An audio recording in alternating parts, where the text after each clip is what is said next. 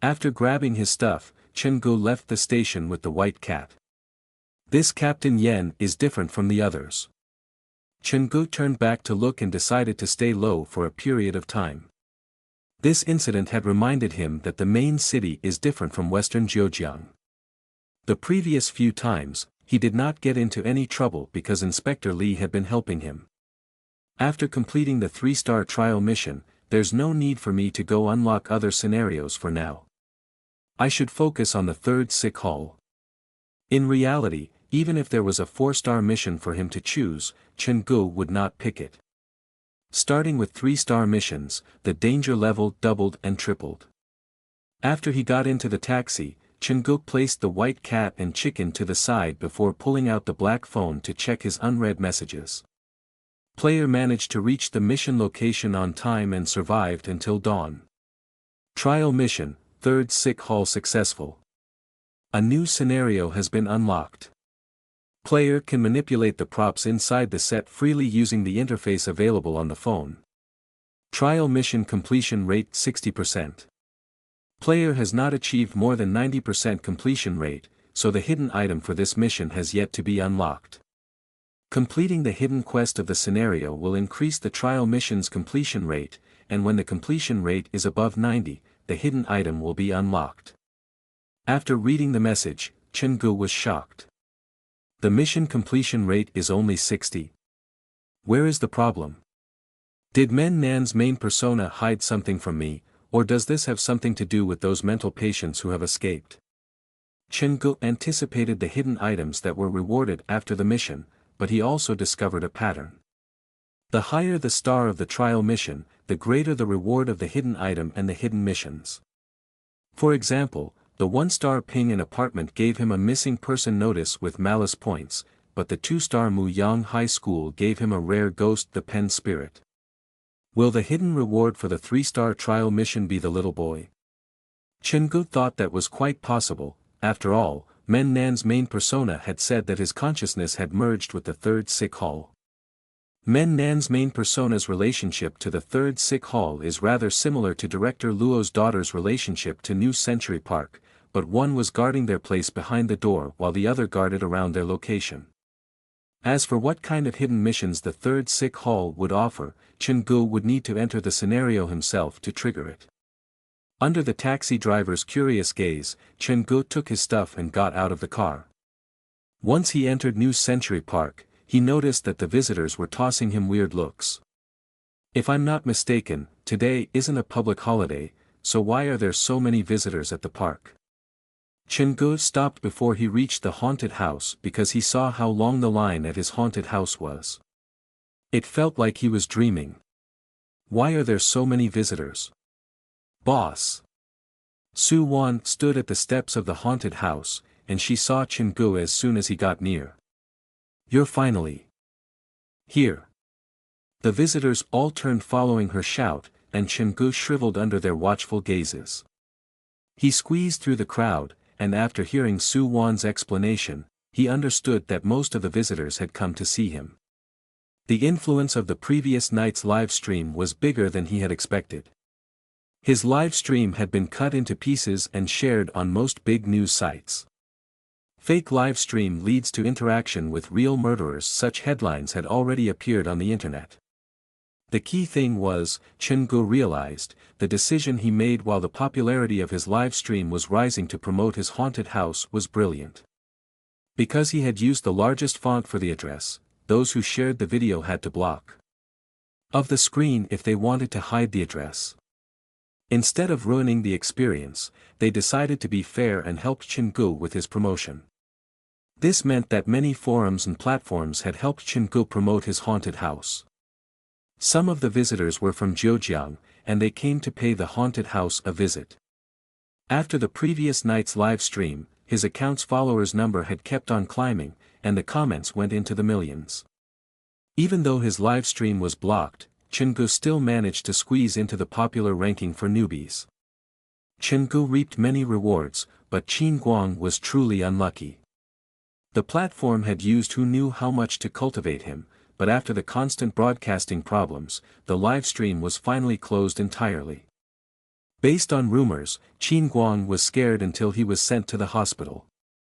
When Qin Guang woke up, he realized that because of Chen Gu, his supernatural live stream was also banned. He probably coughed up more blood at the hospital. Due to the large number of visitors, Chen Gu could not rest even if he wanted to. He had a little nap that morning inside the interrogation room, so he could still hold on. After giving a brief explanation on the different levels of the scenarios, Chen Gu asked Uncle Su to look after the crowd while he and Su Wan went to put on their makeup and move to their designated places. There was no break throughout the entire afternoon. Even when the sun was falling, there were still visitors lining up outside the haunted house. The park had to delay its closing time for half an hour, and it was not until 6:30 p.m. that Chen Gu and Su Wan managed to leave the haunted house. With her face white from exhaustion, Su Wan sighed. Who would have thought one day, we would need to work overtime at the haunted house? There are still many things that you wouldn't expect in the future. Stick with me, and I'm sure your future will be bright. Chen Gu looked at Su Wan and smiled. Ever since he discovered that he could hire ghosts as workers, his desire to hire a new worker had died down a lot. Perhaps, throughout his career, Su Wan would be his only living worker. Boss, there's something else I want to tell you. Su Wan took out a flyer from her pocket. There's a very famous traveling haunted house that's coming to Zhejiang. They've rented the spot at the city central's Merchant Street, and tomorrow will be their official opening day. Competition is a good thing, don't mind it. Chen Gu glanced at the flyer. The haunted house was called Tianting Medical School. It combined the themes of a scary hospital and a school.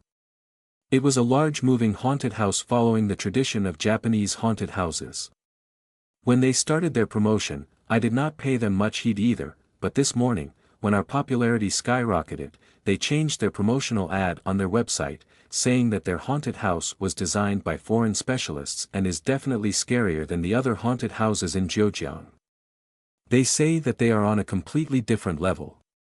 Su Wan took out her phone to show Chen Gu the website of Tianting Medical School. Chen Gu took a look.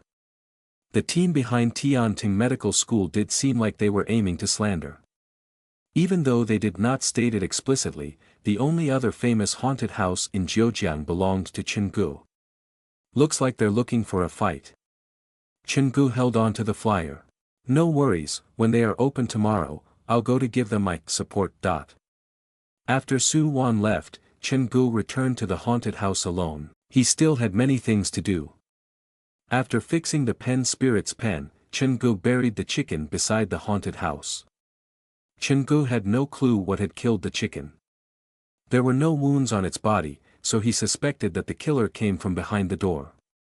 For the sake of security, Chen Gu did not leave the chicken's body anywhere else but chose to bring it back to the haunted house to bury it.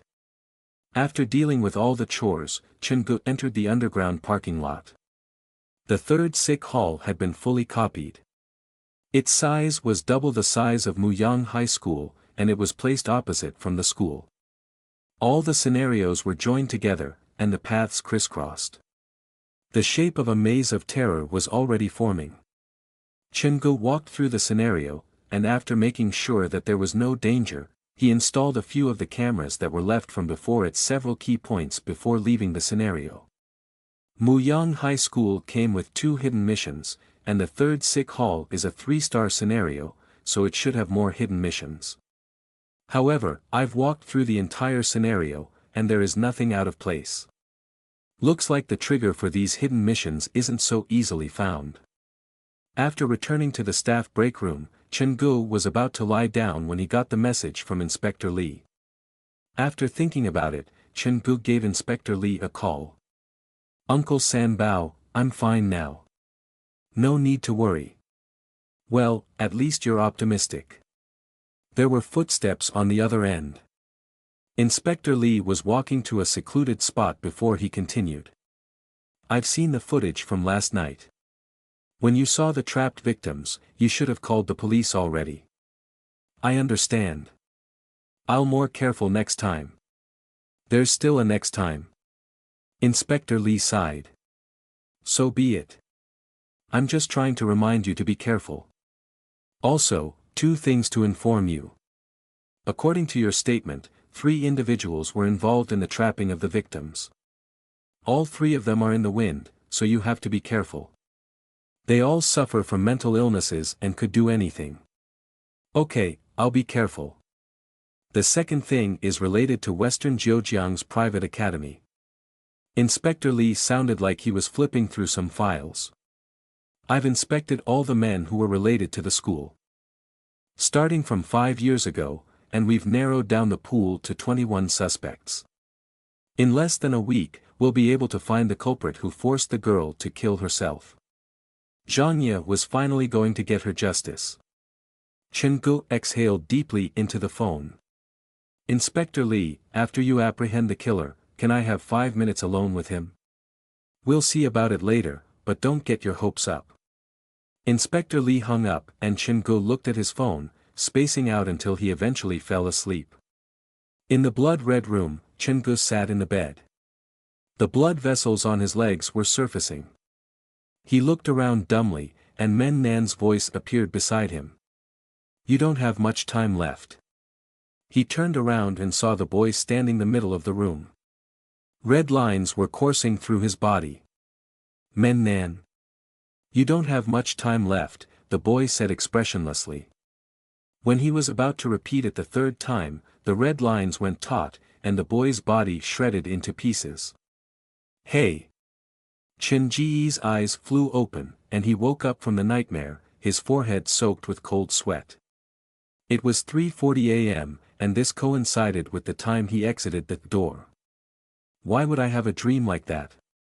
Did anything happen to Men Nan's main persona inside the door?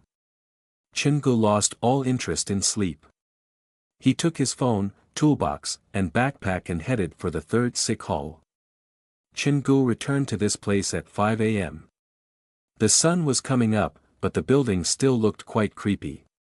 Chen Gu jumped over the fence into the mental hospital. The police had broken down the locks to the 3rd sick hall, and Chen Gu headed for room 3 immediately.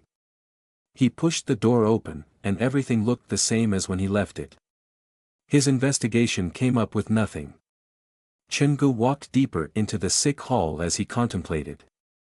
He retrieved the hammer and cleaver that he had hidden the night before and rushed to the director's office. Using the tools from his toolbox, he pried the 4 blood-red nails from the corners of the dresser. They looked to be normal iron nails. Chen Gu tore a piece off from the curtain, used it to wrap the nails, and placed it inside his backpack. The day was starting. Knowing that he still had plenty of things to do, he exited the mental hospital, walked quite a distance, and eventually found a taxi. He returned to New Century Park. After placing down his backpack, Chen Gu put up a sign for temporary closure and carried a bunch of stuff before hurrying to the city center. Xingyuan International Plaza's 3rd floor. Chen Gu held the flyer in his hand as he waited for the elevator. There was a group of young men and women near him, and they were chit-chatting among themselves. They were very excited. I'm shocked that Tianting Medical School decided to come to Zhejiang. When they were stationed at Shanghai last year, I was so ready to hop on a train to go visit them. Sounds like you're exaggerating again. Su, I hear we also have a good haunted house, and it's quite famous online. Don't buy into online rumors. The haunted houses we have only rely on cheap tricks, they're no competition for Tianting Medical School. You're not an aficionado like myself, so you wouldn't understand it. The Su who spoke was a rather cute girl. She was about 1.6 meters tall, and her front was as flat as her back. Standing beside Su was a tall young man. He added shyly, but aren't all haunted houses the same? Most haunted houses are in it for the money, but Tianting Medical School is different, they're aiming for a real haunting experience. The 2 are leagues apart. The girl seemed to be a real haunted house fan. You won't understand it even if I explain it to you. Later, you just stick behind me. The girl was quite interesting, and she had Chen Ji's interest. The elevator door opened, and all of them went up to the 3rd floor. The elevator opened to reveal a hall that was filled with waiting visitors. Tianting Medical School is so famous. Chenggu had risked his life and energy doing all sort of promotion online, and he had barely gotten the popularity of his haunted house up.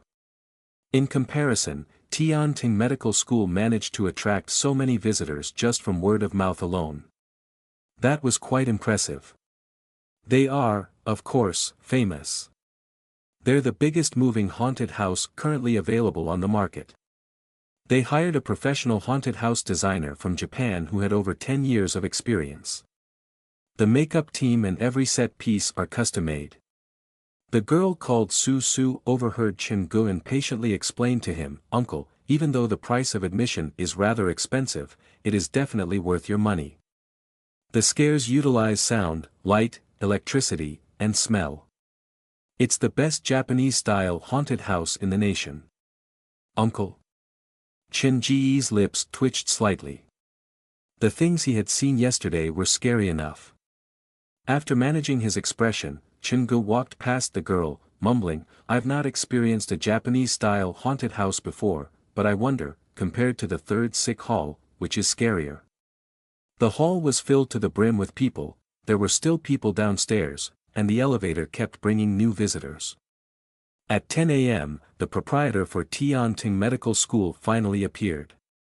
He was of average height, had a short haircut, and looked to be in his 30s. There were two models in revealing nurse costumes trailing behind them. Even though their makeup was startling white, their eyes never stopped releasing electricity.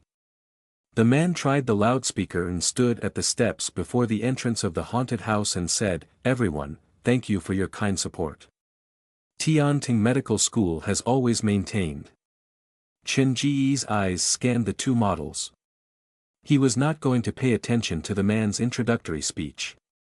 He was thinking about designing a pretty and sexy costume for Su Wan when his haunted house had its next activity. The man talked for 2 to 3 minutes before finally getting to the point. "Our team optimizes the haunted house every 6 months. With the aid of a professional foreign team, all the scares are updated, and as the proprietor, it is my responsibility to tell everyone that Tianting Medical School is scarier than all the other haunted houses available on the market.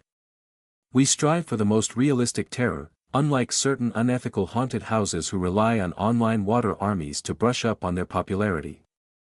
They think that this was clever, and some did fall for the dirty tricks, but to be honest, I find this behavior laughable. Chenggu was getting impatient from all the slander. He nudged forward through the crowd, but there were too many people. Finally, he reached the ticket seller. "1 ticket please." "Did you book a ticket online?" "No. I'm sorry, today's tickets have all been sold. How about you stay until afternoon? Perhaps there might be an opening then." "The tickets are all gone." The proprietor continued to speak on stage. "If the haunted houses on the market are first generation, my Tianting Medical School is a 4th generation haunted house that combines many high-end technology. Today is the first day we're opening our doors for the citizens of Zhejiang. To let everyone have a clearer understanding of the situation, I'll randomly select 4 visitors to experience the haunted house with an audio recorder and a portable electrocardiographic monitor. Through the speakers that are connected to the audio recorder and the cardiograph broadcasted on screen, you'll be able to see for yourself how scary our haunted house is." Before the proprietor finished talking, there was already cheer from the crowd. It was hard to tell whether this was a setup or not. "There's a code behind every ticket, and we'll select the lucky ones with a randomized code generator." The man nodded to the sales counter, and the workers started to do their work. Chenggu saw everything with his eyes. The man stepped on his haunted house to bring himself up, and he could not take that lying down. "Wait." Chenggu raised his hand and walked onto the stage. "You said earlier that your haunted house is scary, but other haunted houses depend on online water army to brush up on their popularity. That, I don't agree with." The man frowned. If not for the crowd, he would have called for security to haul Chenggu out. "I am the boss of Western Zhejiang's House of Horrors, the owner of the haunted house that you're happily slandering online. The day before yesterday I just hosted a live stream that has more than 600,000 viewers. When Chingu walked to the stage, there was a familiar voice from the crowd that called out. Boss. Chingu followed the voice and saw He-san and Gao Ru Shui standing in the crowd. Why are you here? Chingu was baffled. He-san was openly supporting his enemy. If you want to experience a haunted house, why didn't you come to me? He-san did not know how to explain himself. He could not openly admit before the proprietor of Tianting Medical School that Boss Chen's haunted house was too scary. His class was still having nightmares from their previous experience and thus decided to come to another haunted house to seek some relaxation. The man took this in as well. He had already recognized Chingu. Looks like your haunted house is not that popular, even your own friend won't support you. Fine, if you insist on learning some tricks from us, we're willing to provide you with this opportunity. Don't say that we're not generous people. The man was clever. Since they dared slander Chinji's haunted house online, they obviously knew of Chingu. By letting Chingu into the haunted house, his intention was clear. If Chingu was scared inside Tingtian Medical School, he could use this as a point of promotion and forcefully yank the customers from Western Zhejiang's House of Horrors. Chingu had the same idea as he did. They both wanted to persuade the others' visitors to come to their own. Due to the recent live stream, Chen Ji's haunted house had become a hot item online, but he knew that the popularity would not last for long. At most, it would last for a week. Even though Tianting Medical School was not as popular as Chen Ji's haunted house within Zhejiang, they had a large national popularity and a number of loyal fans like Su Su. Come, help him put on the audio recorder and heart monitor. The two models walked toward Chingu. Now, we'll pick the remaining 3 lucky visitors. I don't think that's necessary. Chingu shrugged. Challenging a haunted house alone is more fun. If you can manage to scare me, I will admit that my haunted house is not as scary as yours on my website and promote your haunted house for a whole month. The man was intrigued by what Chingu said, but he was cautious as well. He was sure Chingu was up to something. How are we going to gauge that we've managed to scare you? You've installed the heart rate monitor, right? The normal heart rate when a person is walking is between 60 to 100. When they're scared, the oxygen in their blood will drastically decrease, and the heart will pump faster. Chingu looked at the man and calmly said, if my heart rate ever rises over 100, I'll lose. You have a deal. The man did not give Chingu any chance to change his mind.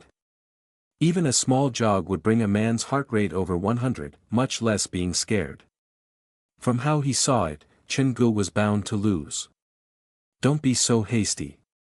If I lose, I will admit your haunted house is scarier than mine online, but what if you lose? Don't worry, if we lose, we'll also admit that our haunted house is not as scary as yours online. The man pointed at the crowd. Everyone here can be your witness. Actually, I still have one small request. Chingu smiled innocently. I think that you still have some misunderstandings about my haunted house. I hope that your team will be willing to come visit my haunted house. I've added a new scenario, and it hasn't been open to the public yet. Okay, no problem, the man promised easily and earned affection from the crowd. Only He-san and Gao Ru Shui had a curious expression on their faces. Looking at the man, they saw themselves in the past overlapping with him. Chingu removed his shirt, and the 2 nurses helped him apply the audio recorder and heart rate monitor. After testing, several fluctuating lines appeared on the screen in the middle of the hall. The man stood to the side of the stage and pointed at the lines. HR/PR represents heart rate and pulse rate. SpO2 stands for peripheral capillary oxygen saturation, an estimate of the amount of oxygen in the blood. Resp is respiratory rate. Temp is body temperature. Based on these few lines, we can clearly and objectively see the change in your emotions. After putting on his clothes, Chingu shrugged. Can we start now? The entrance is to the left of the hall, the exit is on the right. We'll wait for you at the exit, the man explained briefly to Chin-gu. There is a guide inside the haunted house, so he'll tell you what to do. Okay. Chin-gu walked into Tianting Medical School. Looking at Chin-ji's back, the man smiled. They had organized similar activities in Shanghai before, and the lines on the screen seemed to go through a roller coaster. Combined with the screams would be that broadcasted through the speaker, even the visitors outside could experience the fear vicariously. Such an interesting fella. The man locked the door silently and took out his phone to inform the workers inside the haunted house that their prey was coming. He told them not to hold back. As the door closed, the light in the room dimmed. Chin-gu waited until his eyes had familiarized themselves with the darkness before he moved forward. The first scene was a security stop. A person in a security outfit was sitting down, facing away from Chin-gu. There was a blood-splattered screen before him, and the images kept flitting about. They seemed to show scenes inside the hospital. This was the preparation room, mainly used to inform the visitor of the haunted house's background and to bring the visitors into the story. The key to moving forward should be the security guard. This setup is quite interesting. Chin-gu walked to the door of the security stop, leaned against the only window, and yelled into the small room, "Boss, what are you looking at?" Hearing Chin-ji's voice, the man slowly turned around. His face was covered with sweat, and with his finger pointing at the screen, his lips stuttered, there. A stutterer's character setting? Very professional. Chin-gu walked into the room to have a closer look at the screen. The screen was repeating several headlines about the hospital, patients mysteriously jumping from the building, immoral doctors selling organs on the black market, confirmed dead patients returning the next day. The team had put plenty of effort into these headlines because there was even a surveillance tape attached to them. In the darkened hospital corridor, a woman in white was staggering forward with her head lowered, her black hair covering her entire face. The video was edited so that the woman appeared to be far one second but close to the camera the next. The woman's face appeared at the camera on the third second, and a scary face filled up the screen. "There's a ghost," the security guard who sat behind Chin-gu screamed.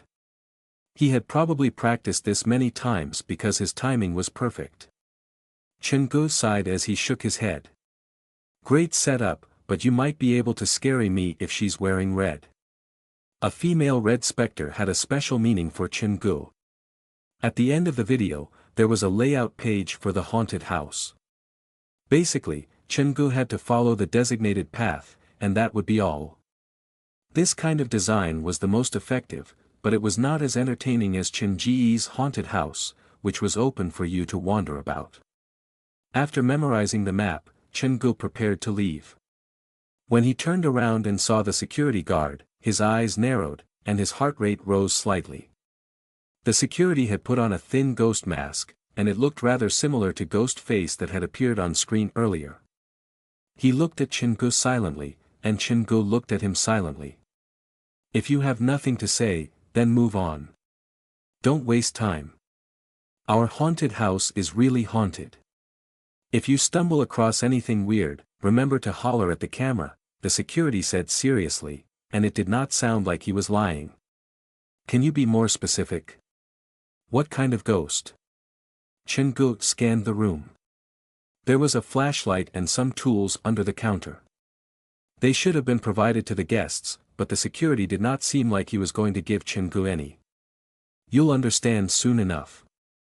The way to begin is on your left-hand side. Push the wall open, and your exploration of the secret at Tianting Medical School will officially start," the security guard said mysteriously before hauling Chin-gu out of the security stop. "There's an actual ghost. At most, it'll be a lingering spirit." Chin-gu mumbled something that the security guard did not understand before pushing the wall and moved on. The haunted house was filled with many traps. The wall opened and closed on its own. Someone was controlling it from afar. The details are on point, no wonder they're so popular. Just the design at the preparation room had impressed Chin-gu. He wondered if he could use that inspiration inside his own haunted house somehow. Behind the wall was a long corridor. Due to the limitation of geography, the corridor was half the size of a normal corridor, and the most interesting part was that there was a dried, female body, hanging in the middle of the road, as if warning the visitors of incoming danger. The corridor was most likely a buffer zone for the visitors to prepare themselves for the upcoming scare. This was quite the kind design. Chengu walked toward the body, and when he approached, he stopped. At the corner of the corridor, away from the focus of the visitor, was a steel box that did not capture much attention. A normal visitor would be attracted by the female body and ignore the steel box. There has to be someone hiding inside the box. After being scared inside the security stop, they would be tense. When they first passed through the door, their attention would be dominated by the female body, and when they tried to walk past the body, a ghost would jump out at them from the box hidden in the corner. That's quite interesting. A heartless design met Chengu, who did not know the meaning of the term bottom line. The match between shameless and cunning was officially starting. I seem to have rediscovered the childhood joy of visiting a haunted house. Chengu leaned his body against the wall. Since the actor was hiding inside the box, Chen Ji's position was exactly inside his blind spot. As he nudged closer, instead of watching the swinging body, Chengu kept his focus on the box. The fake box looked flawless, at least from the front, but from the side, one could see that the back of the box was already loosening. There was even a small gap on the corner. Probably due to the hard-to-notice angle of the gap, the team had not fixed it. The person inside the box must be fully focused, waiting for me to walk past so that he can jump out to scare me. Scaring people required timing, and the more professional the actor, the better their timing. Chengu thought about it and took out his phone to set a 1-minute alarm. He set the alarm tone as wedding dress, and he slowly squatted down and slid the phone into the box through the open gap. The corridor suddenly became so quiet that even the sound of breathing could not be heard. The ghost inside the box did not realize what Chengu had done. He was still waiting for the moment to give Chengu the fatal blow. In the corner, Chengu was also silently counting the time. After 30 seconds, there was a creaking sound inside the box. The actor had probably gotten tired from maintaining the same pose for a long time. In comparison, Chengu was more like an experienced hunter. He arched his back and slowly nudged forward. After 40 seconds, the ghost was confused because the visitor still had not shown up.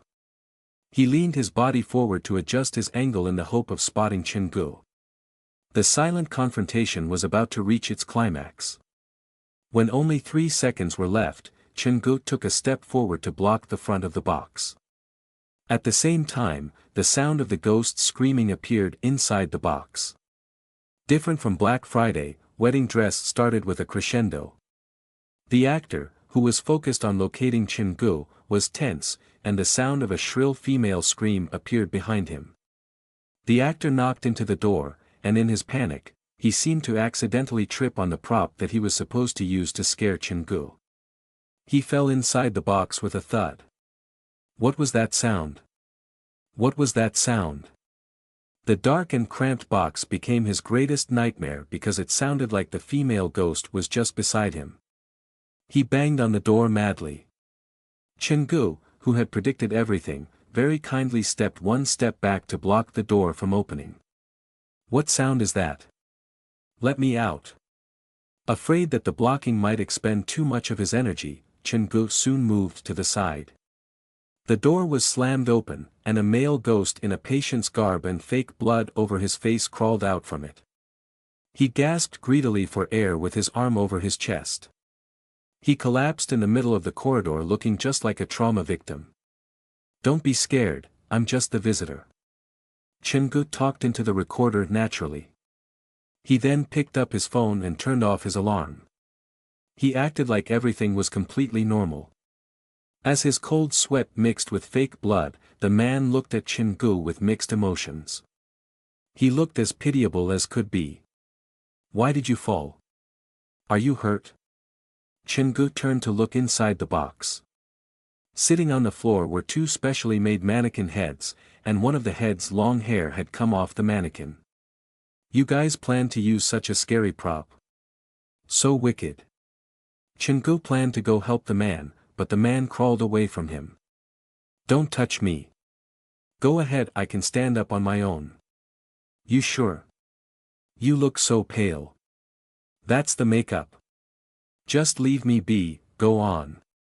The male ghost struggled back into the box and closed the door behind him. Then you be careful. Chengu set the alarm alert back. This wedding dress sure was useful. Something hit him on the back of his head. Chengu turned back to look. The female body was still swinging in the air. He reached out to grab the body's feet. They felt cold to his touch. There was even a name written on the body's patient outfit, Sujinjin. The handiwork is not bad but still worse than the mannequins inside my haunted house. After giving his comment, Chengu continued to move forward. He turned the corner, and the female body in the corridor started to sway again. Chengu officially entered Tianting Medical School. The white walls were scrawled with words that were written in dried blood. There were proclamations like "I don't want to die," and "Give me back my organs." This haunted house's background sure is complicated. I suppose the aim is for the visitor to explore the place on their own and come up with the solution to reconstruct the actual origin story. Chengu stood inside the corridor. The windows on the sides were painted, but combined with lighting effects, it gave the feeling that something was running outside the window. The person who designed this place was indeed an expert. The windows on the side were a mixture of fake and real. When Chengu walked past the fourth window, a hand reached out to grab him. That was not all. The ceiling above him clicked, and a mannequin head that was hidden above rolled down and fell right into Chenji's arms. If this was someone else, they probably would have been screaming, but Chengu had never been so calm. He held the head up and felt nostalgic. When I was 4 or 5, I used to run all over the place with fake heads like this. Time flies. The actor who held Chengu on the other side of the window was confused, holding a fake head and running about when he was 4 or 5. What kind of upbringing is that? The person silently released his grip and retreated behind the window. The light in the haunted house slowly darkened, and there were green lights installed every few meters. The corridor grew smaller, and there were surgical rooms that started to appear on both sides. Surgical rooms? So soon? Chengu stopped at the first room and looked around. This was something that he had learned after completing many trial missions. He needed to check the room for safety before entering it. When he turned back to look, he was surprised to find the security guard. He was still wearing the ghost mask. He was helping to get the man from earlier out of the box. Normally, there should be a ghost chasing after the visitors, and that would increase the excitement of the experience. The man inside the box had his limbs turn into noodles and could not get up on his own. The security was in an awkward position, the whole scary atmosphere was lost. If there's only 2 of them, it'll be fine, but how come I feel that there's a third person following? Chengu made a mental note of that before waking into the autopsy room. The tables were pushed to the side of the wall, and fake blood covered the mannequins in the room. The scene looked gory. The Japanese and Western styles love this kind of design. Chengu was looking for fear and terror. Gore was more of a manifestation of violence. His eyes scanned the autopsy room, and to Chenji's surprise, there was no actor hiding in there, just broken mannequins. He picked up a few of them and realized that every one of them was missing a different kind of organ. More interestingly, everyone was wearing a patient's garb with the same name, Sujinjin. Is this a special request by the boss? Chengu tried to go over the video he had seen in the security stop in his mind. There was no mention of this name. Sujinjin. Could she be the woman who was featured inside the video? Chengu exited the autopsy room. The security guard and the man inside the box had disappeared, they seemed to have left the haunted house. the security guard has carried the actor inside the box out. Standing at the door to the autopsy room, Chungu turned back to look down the corridor that he had come from. His eyes narrowed. The influence of a dark environment was not that huge on him. I did not hear a shuffling sound, so they should only be in hiding. Closing the autopsy room door, some rust fell from the frame. The props inside Tianting haunted house looked old. Feeling the rust, Chungu stood up and inspected the tools in the room. Doesn't look like these have been painted to look old. They seem to have been taken from an abandoned hospital directly. For authenticity, some haunted houses would use a low price to buy abandoned equipment in bulk and work on them before placing them into the haunted house, examples being the surgery bed and the electrocardiograph in the autopsy room. He could notice that because there was a hidden line of code behind the machine 2-2-1-15. This was the code the hospital used to monitor and categorize their equipment. It represented the field, a medical equipment, maintenance, and the electrocardiograph ID. Different hospitals might have different codes, but they were more or less the same. Lingering spirits normally attached themselves to the closest item at the time of their death. If all the props inside this place were sourced from a real hospital, then perhaps this place is really haunted. Chungu was merely speculating. After all, he had no evidence. Of course, this might just be another trick by Tianting Medical School. There was another sick room attached to the autopsy room. It was hung with plenty of white cloths and had a use that was unclear to Chungu. Chungu did not have any interest in experiencing it, so he walked by it. At the end of the dim corridor was a locked steel door, and there was a large lock on the door. Looks like I'll need the key before I can move on. The road ahead was blocked, and Chungu had already examined the autopsy room. There was no way forward other than to go back into the room filled with white clothes. The white tapestries fell from the ceiling, and a large part of it was covered with blood stains. The place looked like a crime scene. After removing the thick white curtain, Chungu entered a room that was even darker, and the setting was quite uncomfortable. The organs and limbs that were missing from the mannequins in the autopsy room were all there, and intermixed with them were several severed mannequin heads. Now, this is not bad. Chungu was the first to challenge the haunted house, so the fake blood on the floor had not completely dried yet. Stepping over it, Chunji's shoes stuck to the floor, and it was a very uncomfortable feeling. This room is connected to the autopsy room, and the monitor in the security stop mentioned something like illegal black marketing of organs, so this should be where it all went down. Tianting Medical School had hired a specialist team from Japan to design the place. To pursue a visual horror, they would do many things that were horrible, things that designers in the local scene would not do. Walking to the pile of organs and broken limbs, Chungu scanned the pile and noticed something curious. The female mannequin on the surgery table in the autopsy room was missing a heart. Even though other mannequins are also missing some organs, they're not as important as the heart. I've looked through the place and couldn't find a heart. Maybe the key is hiding inside the heart. Where would the heart be? Chungu looked at the pile of abandoned organs and limbs, and an idea surfaced in his heart. He bent down to prepare to rummage through the pile of props. Just as his body slowly lowered, a head human hiding in the pile of organs suddenly opened its eyes and started to scream. The head was covered in scars, and her eyes were dripping with tears of blood. Her hair stuck to her neck. As she tried to stand up, the organs and limbs rolled away. However, she only stood up halfway before someone pressed down on her skull. "Shush, be quiet." Chungu pressed the ghost back into her hiding place. With his improved sight, things in the darkness were as clear as they were in daylight. When he walked into the room, Chungu had immediately noticed this slightly abnormal head. Due to the mountain of props, it was a girl of slight stature who hid among the pile of fake organs.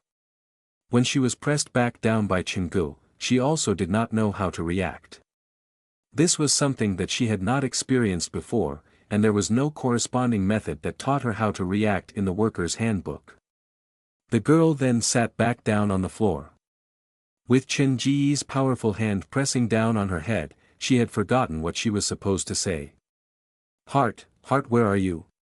They said that a serious man was the most handsome man, but as the female ghost watched Chen-gu searching for his target amid the pile of fake organs, mumbling the word heart, she shivered. Found it.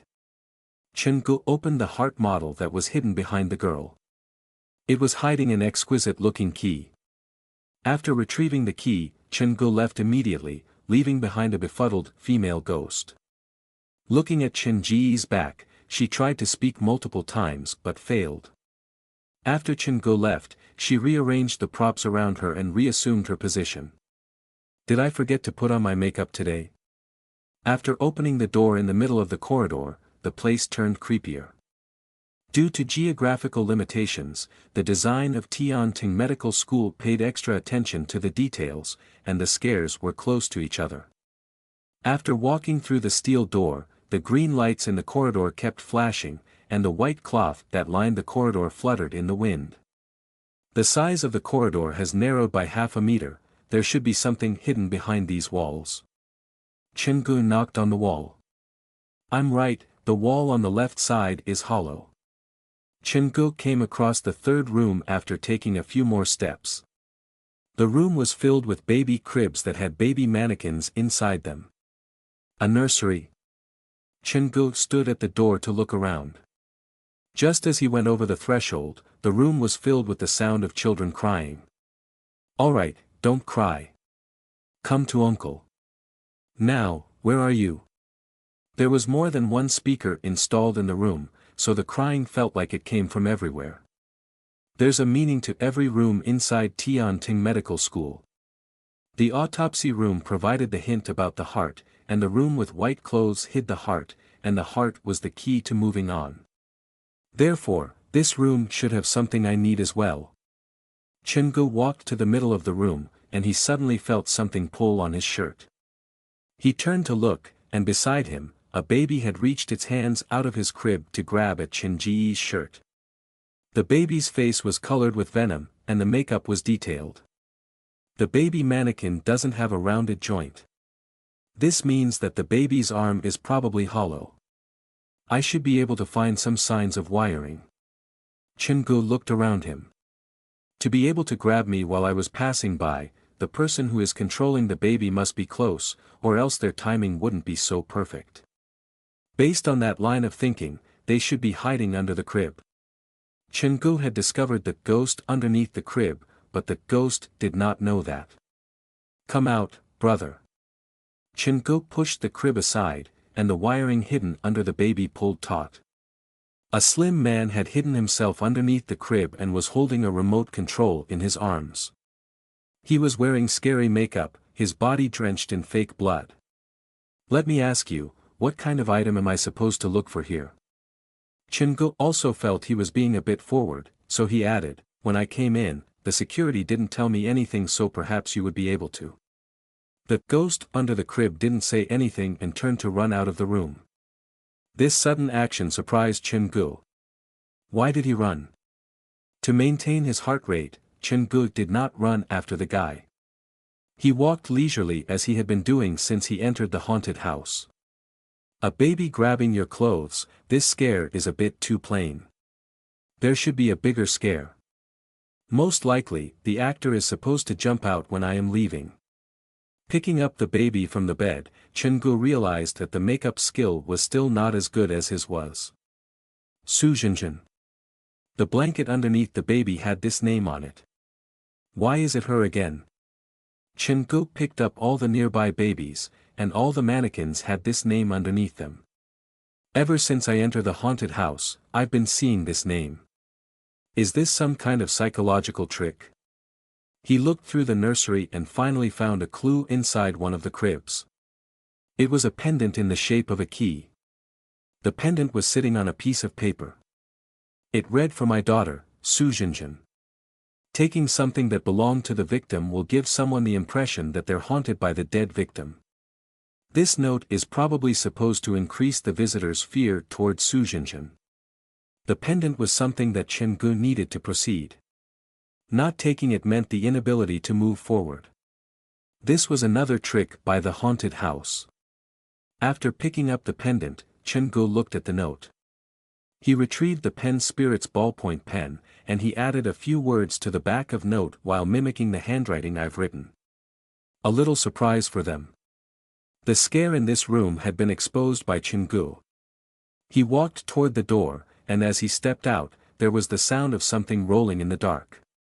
Then, a woman with disheveled hair, a face covered with blood, and a bloated stomach ran toward Chen-Gu pushing a cart filled with babies.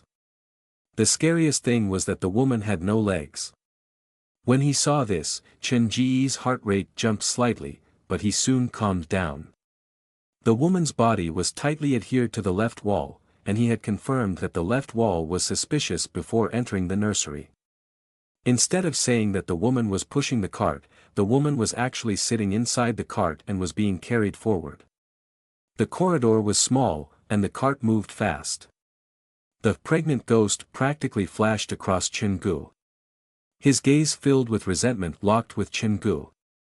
Their faces were merely 20 centimeters away. So, the scariest thing is outside the room. That's quite an ingenious design. The visitors would be afraid when looking for the key inside the nursery. They would sigh in relief when they finally found it. They would be completely unprepared for the female ghost who waited for them as they left the nursery. There are no tracks on the floor, so is there a machine inside the wall that pushes the cart? Chen-Gu followed the pregnant ghost as the cart pulled back. His footsteps were light. The pregnant ghost did not know that Chen-Gu was following behind her. She enjoyed this experience of scaring people. She turned her body around, hoping to scare Chen-Gu again.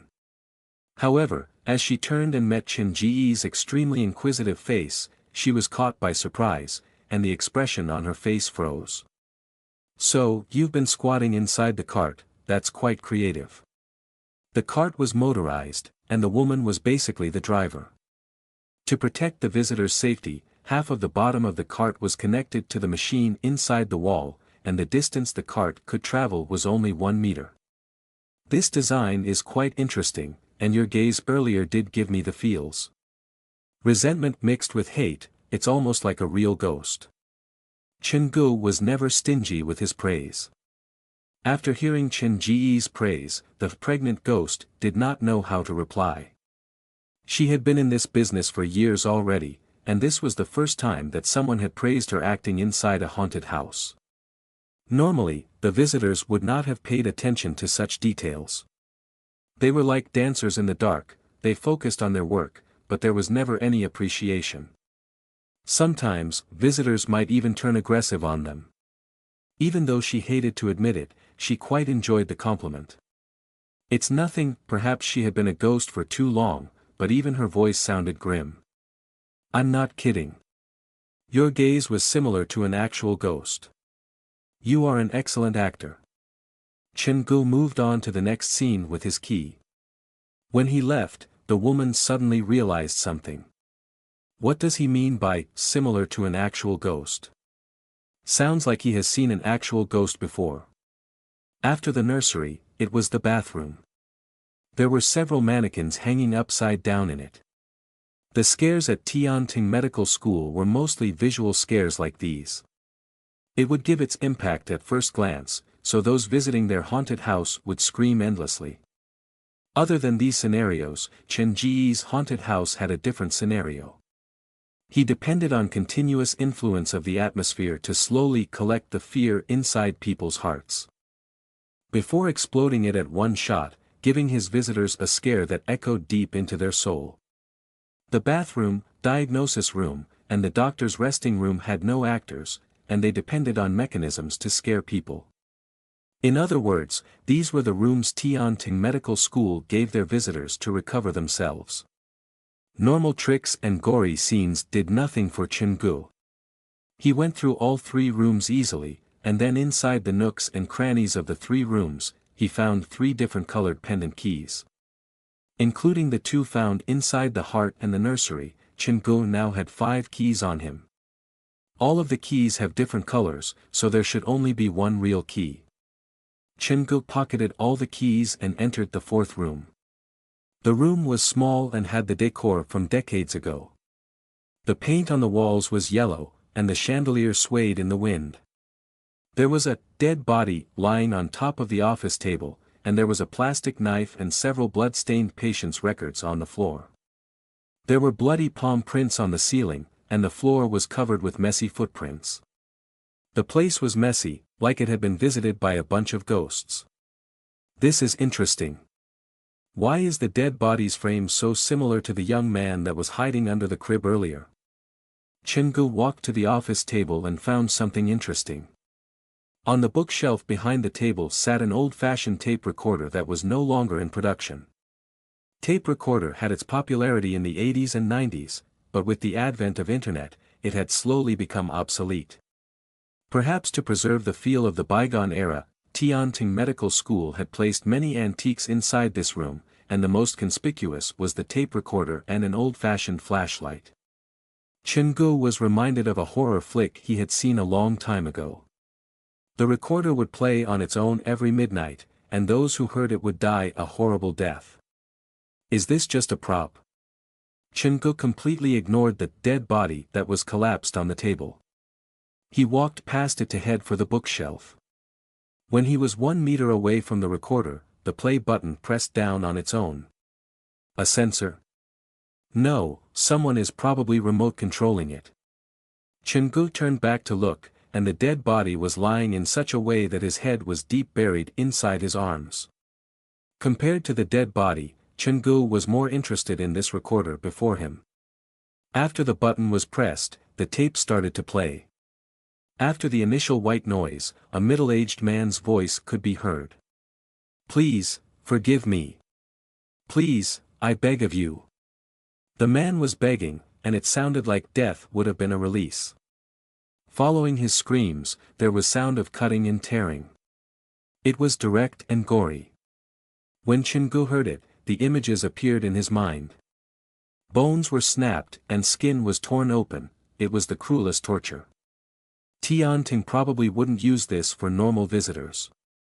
The dead body on the table twitched slightly when he heard Chingu say that. The reality was not far from his speculation. The content of the tape had been swapped at the last minute specifically for Chingu. Chingu had gotten used to fear and terror, but he still flinched at gore and cruelty. In that manner, he was no different from a normal person. It's still ongoing. Do they plan to use this as the background music? Chingu listened patiently because he assumed that the recording would contain clues that might help him clear the game. However, he listened for a full minute, and it was still screaming from the torture and begging for mercy. The person would have fainted from blood loss earlier than this. How can he still be so spirited after 1 minute of fatal blood loss? Then again, the actor they hired sure is a good one. He has managed to create a scary feeling just using his voice. The man's voice eventually weakened, and he started to pay for all the horrible things he had done. Chingu then realized that the victim on the tape was the director of Tianting Medical School, a man who would do anything for money. Who would have thought that this is a story with a moral of good things happen to good people and bad things happen to bad people? At the end of the tape, the director admitted to all the bad things he had done. He begged his tormentors to not harm his daughter with his last breath. Here, the twist arrived. Just as the director begged for his tormentors to not harm his daughter, there was the sound of door opening in the recording. It was quickly followed by a woman's scream, and the director screamed, "Jinjin, run." The recording ended there, and Chingu did not know what to think about this story. The director was obviously guilty, but the daughter was probably innocent. In any case, that was not important. The important thing was, the daughter had walked into the room when the monsters were tormenting her father. Then, her ending would probably be the same as her father's. All the mannequins inside Tianting Medical School have the name Sujinjin written on them. What is the meaning of that? Tianting Medical School was famous within the haunted house circle, and all the scenes had been designed by a professional team. Challenging such a large moving haunted house at its highest difficulty, there had to be something to this name. All the workers inside the haunted house are playing a fake ghosts, but that's all to hide an actual ghost. From the female body that greeted everyone at the entrance and the mannequins that had lost their organs in the autopsy room, as well as the repetition of Su Jinjin's name over the haunted house, Chen-gu had an idea why Tianting Medical School did all these things.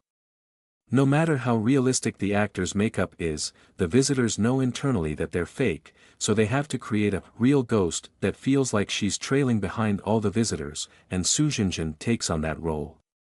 The creativity was there, and it gave Chen-gu a lot of inspiration. All this for a real ghost? In that case, I'll give you one. Chen-gu realized that the tape was almost done. He pressed the eject button. He was facing away from the dead body, so no one knew what he was doing. This kind of tape recorder is no longer sold on the market. Perhaps I can find one at the flea market, but that's only if I'm lucky. Now that I have one before me, I might as well use it to try this tape that I have. He inserted his tape into the recorder and pressed play. The tape started to roll, but there was no sound. An empty tape. Chen-gu waited. He walked around the room, like he was admiring the decor. After leaving Third Sick Hall, Tianting Medical School was like going on a holiday. Chen-gu had not felt so relaxed in a long time already. A haunted house is indeed a good place to release stress. When I go back, I'll have to change my promotional slogan. After a stroll around the room, Chen-gu picked up a yellowed newspaper from the floor. He scanned it and realized that it was not fake. It was dated several years ago. Shanghai Morning News. Chen-gu was intrigued. 4 years ago, a woman had run to an abandoned hospital to commit suicide. After investigation, it was made clear that the woman's name was Su Jinjin. The hospital had once belonged to her father, and her father had committed suicide 10 years before that in his own office. Same destination but different victim. This mysterious double suicide caused a wave through Shanghai. The medical doctor confirmed that the woman had died from suicide, but after her death, obvious red handprints surfaced on her body. It looked very weird. After that, people's interest moved on, and so did the police. The case was thus ended. The victim's name is Su Jinjin. Looks like this is the secret hidden at Tianting Medical School. Chen-gu put down the paper. A normal visitor would have run out screaming and would have missed details like this. Only a brave visitor would search slowly, and when they found out that the haunted house was based on a real event, the defense in their heart would crack. They would start to doubt themselves, increasing the fear inside their heart. Tianting Medical School's design was perfect, but those designers who had been in the business for more than a decade did not expect that they would receive a customer like Chen-gu one day. This haunted house sure is interesting. Chen-gu thought back to the map that he had seen inside the security stop. He had visited 2/3 of the scenes already, and he was close to the exit. Other than the tape and newspaper article, Chen-gu found many other hints about Su Jinjin inside the office. For example, in a broken photo frame left in the corner of the bookshelf, there was a picture of a father and daughter, but both of their faces had been blocked out. There was the man's will inside the table's drawer, and it did mention the name Su Jinjin. There was not one picture of Su Jinjin, but the mention of the girl's name could be found all over the haunted house. Tianting Medical School is using a real case to design their haunted house. Aren't they afraid of evoking the real Su Jinjin? Haunted houses were natural locales where negative energy gathered. It shied away from sunlight and was the perfect hiding location for spirits and ghosts. They say dreams are reflections of real life. Every day, people in the haunted house are calling Su Jinjin's name. What if she heard them? Tianting Medical School had no idea what they had done. They had completely replicated a real case inside their haunted house and used all the real case's information as hints. It might have looked clever to others, but Chen-gu thought that they were playing with fire. There are gods everywhere. Even if you don't believe in them, you don't need to go and actively taunt them. Even though Chen-gu was brave, it was undeniable that he had never been incautious of the unknown. It was why he would prepare extensively before going on any trial missions. He had finished half of Tianting Medical School, and the light in the corridor was getting brighter.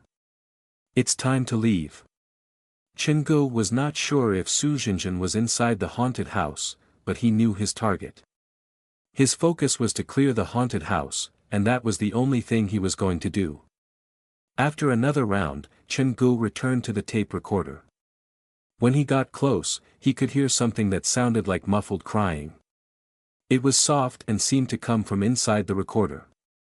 The ghost inside the tape is coming out. Chengu took one step back and reached one hand into his pocket to hold the ballpoint pen while his other hand shoved the dead body on the table lightly. He was afraid that accidents might happen, and he did not have the time to look after this actor. However, to his surprise, he only nudged the person lightly when the man leaned to his side and collapsed onto the floor. What happened? Is it Su Jinjin? He had seen real ghosts before, and he knew this could be the sign that a real ghost had appeared. Am I that lucky? Even when I'm visiting other people's haunted house, I ran into a ghost. Chengu started to panic when he was reminded of his Spectre's favored title. He immediately rushed forward to help the man on the floor. He wanted to save the man before it was too late. The actor died from playing dead? What kind of story will that make? As Chengu squatted down to grab the man's hand, a human head stuck out from underneath the table. The actor had been using his body to block the space from Chenji's sight. It was so close that Chengu did not have time to evade. The human head rammed right into his chest. His heart raced and only calmed down after several seconds. Chengu looked at the mannequin head in his arms and the dead body on the ground, and it dawned on him. Brother, are you trying to get revenge for humiliating you at the nursery? When the dead body was collapsed on the table earlier, his face had been hidden from view. Now that his face was revealed, Chengu realized that the man had not even changed his makeup. His face was smudged with fake blood. He placed his finger under the man's nostrils. After making sure there was a breath, Chengu stood up.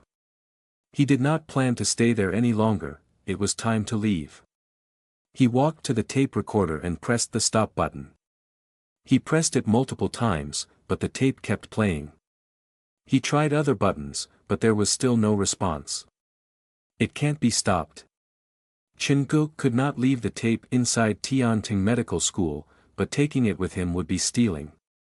When Chengu was operating the recorder, the light crying slowly became louder, and there were some other sounds mixed into it. It sounded like electrical current but very muffled. Chengu tried to remember the introduction to the tapes. About 1 second later, a voice appeared on the recording. It could have been male or female, and it only appeared for mere seconds. Someone is talking. What is he trying to say? This was the first time Chengu had communicated with the tape. He did not dare take this lightly, after all, this was a ghost that had been given to him by the black phone. He listened patiently, and the voice reappeared soon. Pain mixed within white noise, the voice sounded unreal. As the tape continued to play, the voice became clearer. It's a man's voice, and it sounds young. He focused his hearing on the tapes and suddenly the play button on the recorder pressed downwards. Chengu turned to look at the dead body on the floor. The man had also heard the noises inside the recording. He silently reached into his pocket to press on a mini controller. However, it was too late to stop the recorder now. The baleful specter inside the tape had awoken. Even if he pressed all the buttons, it would be pointless. So painful. The voice inside the tape continued to grow as if the baleful specter was slowly losing control. The only thing Chengu could think of doing then was to leave with the tape recorder. Following his inability to stop the recorder after several tries, the dead body on the floor opened his lips to say, "What's going on?" He sat up with the fake blood flowing down his face. Something wrong with your equipment? Chengu could not possibly say that he had inserted a baleful specter into their recorder, and now he could not remove it. I suppose so. The actor was unsure as well. He reached out to grab the recorder, but before his finger touched it, a blood-curdling scream could be heard coming from the recorder. So painful. The actor shivered, and he pulled back his hand like he had been shocked. What are you so scared? Isn't this a setup by your haunted house? Chen-go stood before the recorder to prevent accidents from happening. I was there when we recorded the tape. We didn't record anything like that, the dead body said seriously. He took out his phone and asked inside a chat room, who tweaked with the tapes inside the director's office. There was no answer, but in this short period, the voice coming from the recorder turned mad. It was filled with endless hate and resentment. So painful. So painful. It sounded like there were actual knives poking holes in his body, and he was trying his best to stop the wounds but could only look on helplessly as more wounds appeared on his body. The actor's body was shaking. At that moment, he was truly afraid. Your haunted house sure is courageous to use an actual incident to design your set. Weren't you afraid that the spirit might return to haunt you? Chen-go purposely lowered his voice as he stared at the actor. I hear people say you shouldn't repeat a dead person's name willy-nilly, whether verbally or in written form. Otherwise, bad things might happen. Stop, the actor yelped.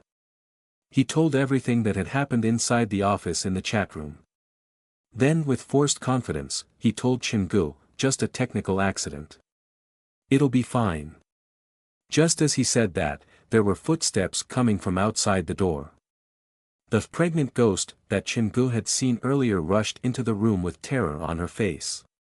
She was holding a piece of paper in her hand, and she was gasping for air. Aroy?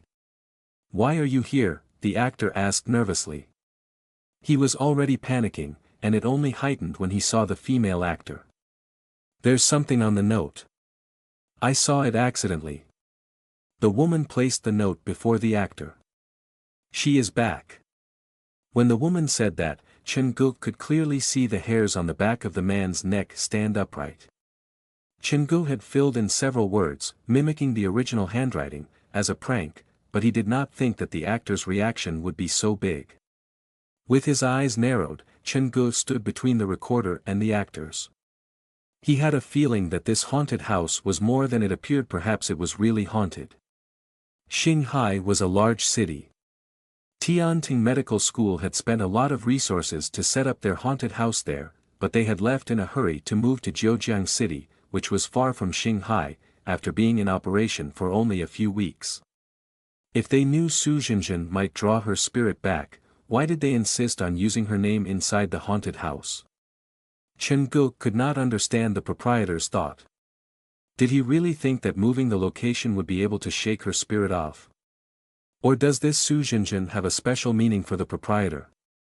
The light in the haunted house was dim, so the actor had to bring the note close to his face before he could get a good look. The handwriting is still wet. He turned to look at Chen-go but quickly looked back. He mumbled to himself, we've only had one visitor so far. Let's say he brought a pen with him and wrote this. How does that explain the voice in the recorder? This scene is newly added, and no one other than the design team knows about the tape recorder. I don't think someone would be weird enough to visit a haunted house with an audio tape on him. Just as the actor was thinking, the scream appeared once more in the recorder. The pain was different from the one recorded by the actor. Even though it was broadcasted through speakers, it was enough to make the listeners shiver from terror. It sounded like the murder was happening right beside them. Brother Lin, the female actor, moved toward the door. How come the recording sounds so real? I have no clue. The man turned back to look, and he found Chen-go still standing beside the recorder. He hesitated for a while before ignoring Chen-go and rushing to the woman's side. He whispered, other than this note, did you find anything else in the room that you're responsible for? No. What about the others? They should be coming soon. The woman's eyes darted about like she was on the verge of a breakdown. Did that thing return? We've just opened for business, and didn't the boss say that he has already taken care of it? What are you guys talking about?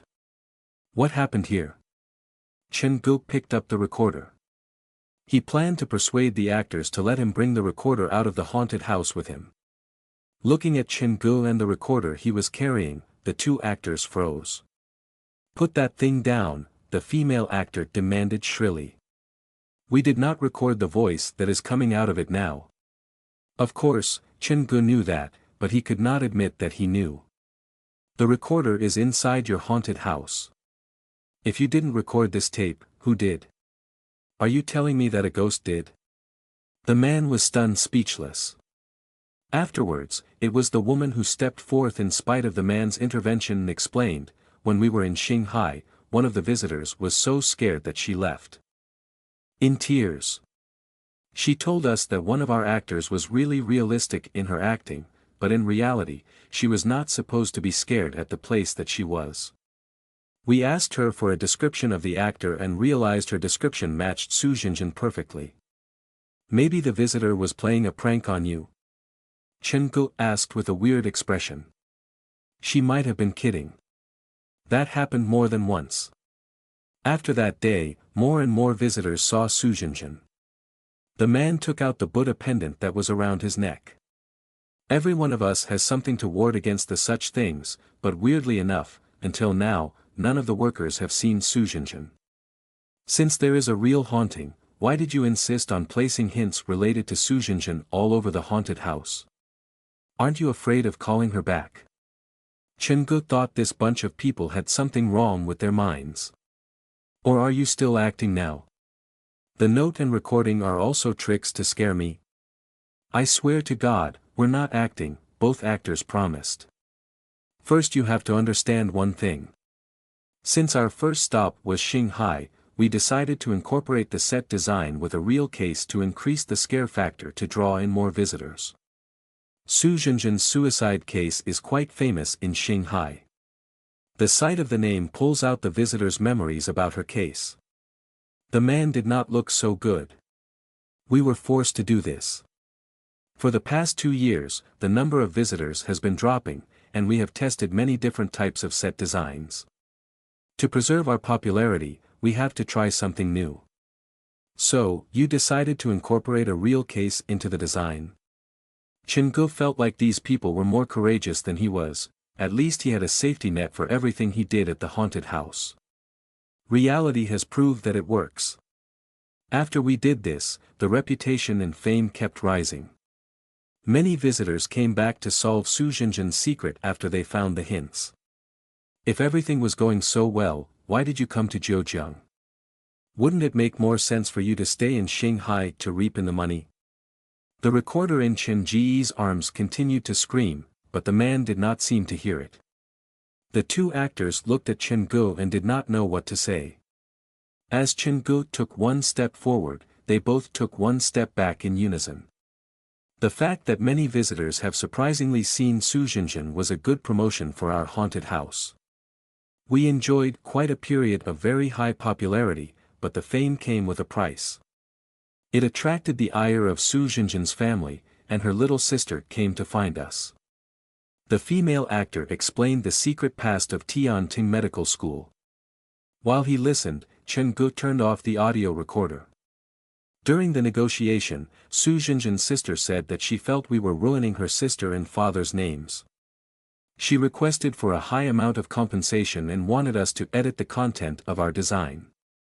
Our boss only agreed to remove Su Jinjin's name. Compensation and editing the entire design was impossible. In her anger, she threatened to sue. I don't know what happened next, but in any case, the haunted house closed not long after that. The woman should have been telling the truth. It was difficult for large moving haunted houses to get approval from the government, so they could get banned easily if they got into any trouble. Chen-gu knew this well because his parents had originally managed a mobile haunted house. It was not until they had found enough popularity that they settled down at New Century Park. We collected the props, changed the layout as well as name, and moved to another city, but the result was horrid. The haunted house only managed to stay in business for 2 weeks before the visitors dried up.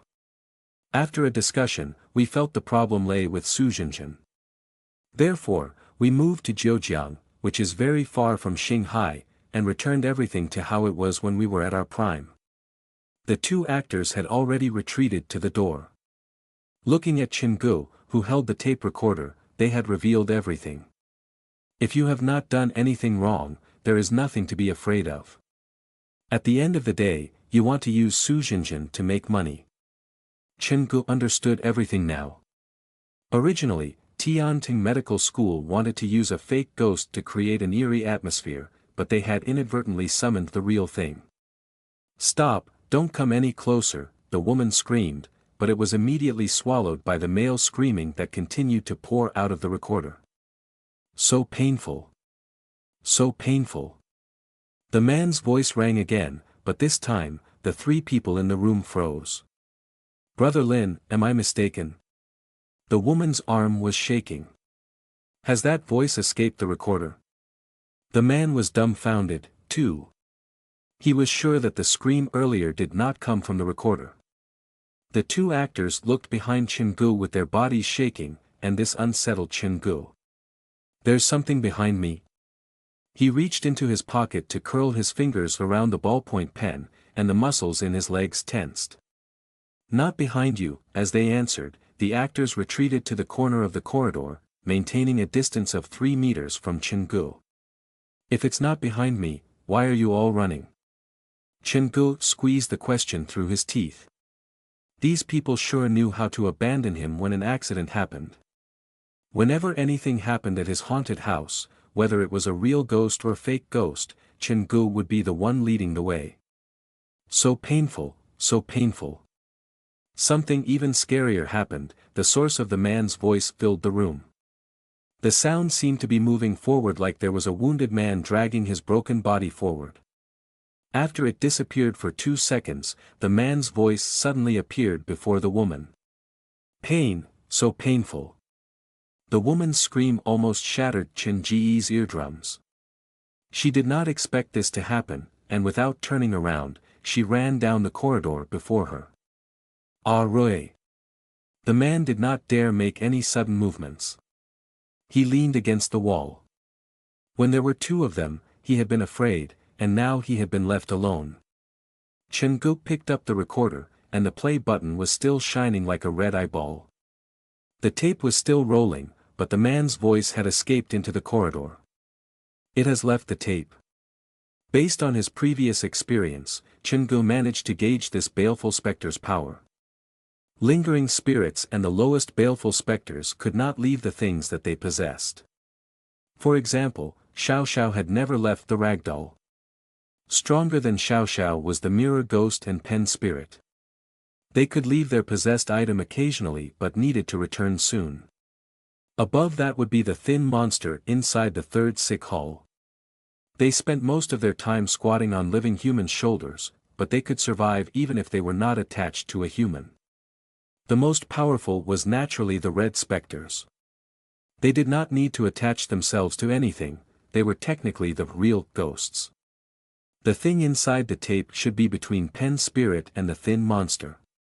The man's horrible screams kept echoing everywhere. He seemed to have no purpose.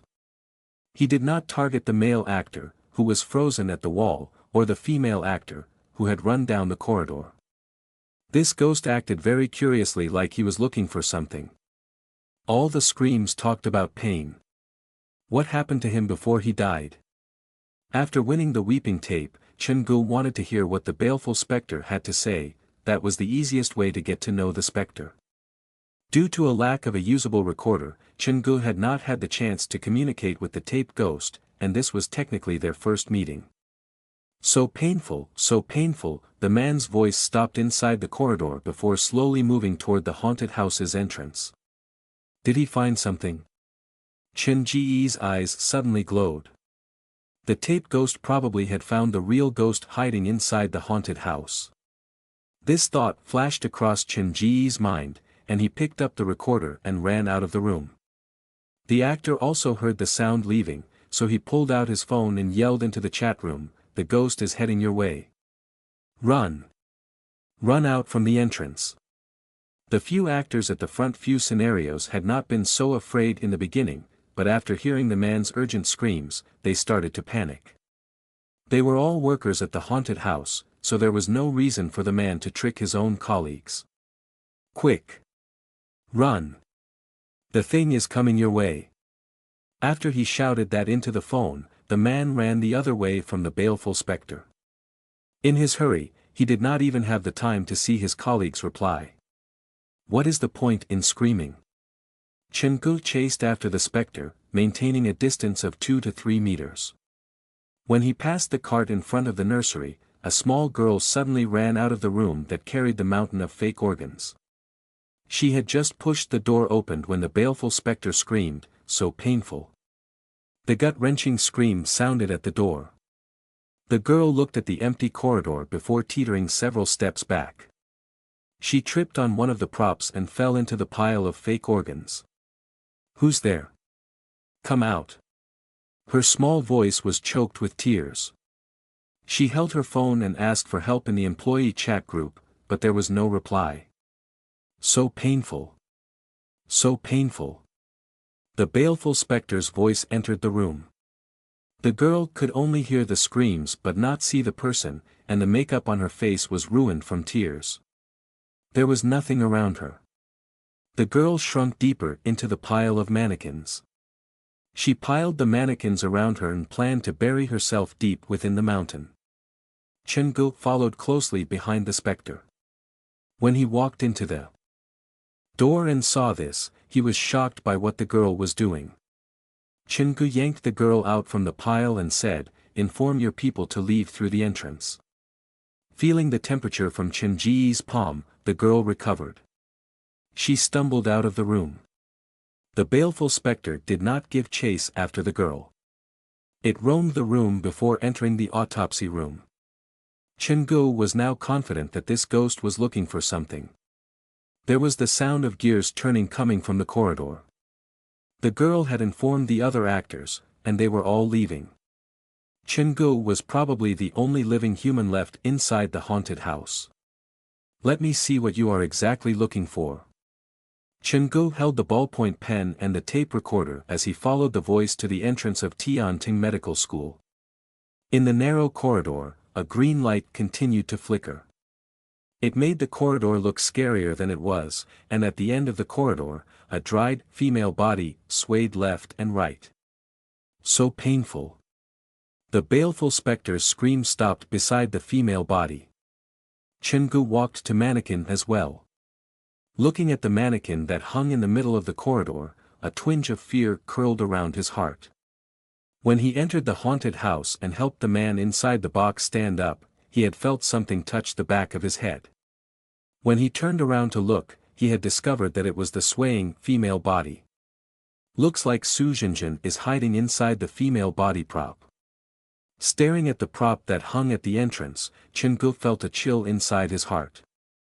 Who would have thought this prop hanging by the door was hiding a real ghost? Every visitor entered the haunted house under her watchful gaze, and some of the visitors had probably even touched her. Now I have to answer another question. Why does the tape ghost want to find Su Jinjin? Is there some kind of relationship between them, or was the tape ghost merely hungry and wanted to ingest another ghost? Chen-gu had no clue whether Su Jinjin was a baleful specter or a lingering spirit. He knew the woman had treated Tianting Medical School as her home, and it was because of her that Tianting Medical School had their current popularity. When Tianting Medical School was operating at Shanghai, there were no accidents or injuries, so this Su Jinjin is probably not hostile toward humans. Chen-gu had the mind to let Su Jinjin be, but he did not have the power to control the tape ghost. The male screams echoed around the hanging female body. The body kept shaking like she had felt the incoming threat. Several seconds later, the prop was twisted by an unknown force into a weird angle, and a leg was directly pulled off. The tape ghost is trying to swallow Su Jinjin. Perhaps he had imagined it, but Chen-gu saw a painful expression on the mannequin's face, and when that expression appeared, the tape ghost's scream suddenly stopped. The man has transferred his pain to another ghost. Or has something happened here? While Chen-gu was confused, the other leg of the mannequin was yanked off. The lines of visitors were chewing each other's ears. The proprietor looked at the flat lines on screen, and his face was dropping. The haunted house did not have brilliant sound insulation, and there had been screams, but they were all female screams. It was a male visitor who entered the haunted house, but they were female screams that came out of it. This was also the first time the proprietor had come across something so curious. So close. He looked at the peak of the line that represented Chen Ji's heart rate. It had risen to 96 at its highest, so close to 100. "Boss, how long will this activity of yours go on for? We've been waiting for almost 30 minutes already." Some of the visitors started to complain. "Please be patient. Give it another 5 minutes. I'm sure the guy will be out soon." The proprietor did not have confidence in what he said and grumbled to himself, "There's a hidden plot for brave visitors. He's also the owner of a haunted house, so he has to have discovered it. What's the holdup?" Just as the proprietor was mulling over this, the sound of rushing footsteps came out from the entrance. "He's coming out." Based on the rapid footsteps, it sounds like he is quite scared. The proprietor nodded in satisfaction upon hearing the footsteps. He looked at the screen again and consoled himself. "I knew that no one could maintain their heart rate below 100 when they visited a haunted house. Something must be broken with the machine." He took out the loudspeaker and turned to the crowd. "Our first visitor is coming out soon. We can compare how he was before he entered and how he is now, and then we'll ask for his thoughts." Everyone's gaze was pulled toward the entrance. The footsteps came closer, and finally, there was a loud bang as the thick curtain and wooden door of the exit were pushed open. "Someone's out." She was wearing a large patient's outfit, and her black hair stuck to her neck. Cold sweat ruined her makeup, and from afar, only her eyes that bulged from fear could be seen. "Wait, isn't that a woman?" the visitor closest to the door questioned. "This transformation is too huge." "Roy?" The proprietor forgot to turn off his loudspeaker and yelled out the female actor's name. The visitor had gone inside the haunted house, but it was the actor who played a ghost that came out first. Following behind the appearance of the female actor, there was another set of footsteps. This time, without the guidance from the proprietor, everyone's gaze was turned toward the exit. The curtain was pulled back, and a male actor covered with fake blood rushed out. He was running very fast like he was running for his life. The moment he exited the haunted house, he collapsed to the floor. "What's going on? Is this another activity organized by the haunted house?" The proprietor did not even have the chance to get over his initial shock. "Why is there another?" Looking inside the haunted house, the darkened entrance had no light, so the people outside had no idea what happened inside. The proprietor walked down the stage and ran to the exit. He wanted to ask the two actors what was going on. However, before he reached his destination, the wooden door at the exit was slammed open again. This was the loudest one yet. 3 actors, 2 guys and 1 girl, spilled out at once. The 3 of them were wearing ghost makeup, but they looked very worse for wear. The smallest female actor had tears in her eyes, and half a broken hand and a model of a spleen were poking out from her uniform. "What's going on?" The proprietor asked the question that was on everyone's mind.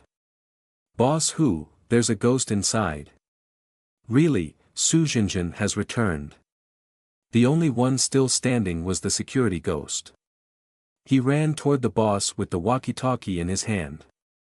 "Listen to the sound. Both Brother Lin and Ah Roy have seen her. Even Xiao Yi has heard her, it's real." "That's not important."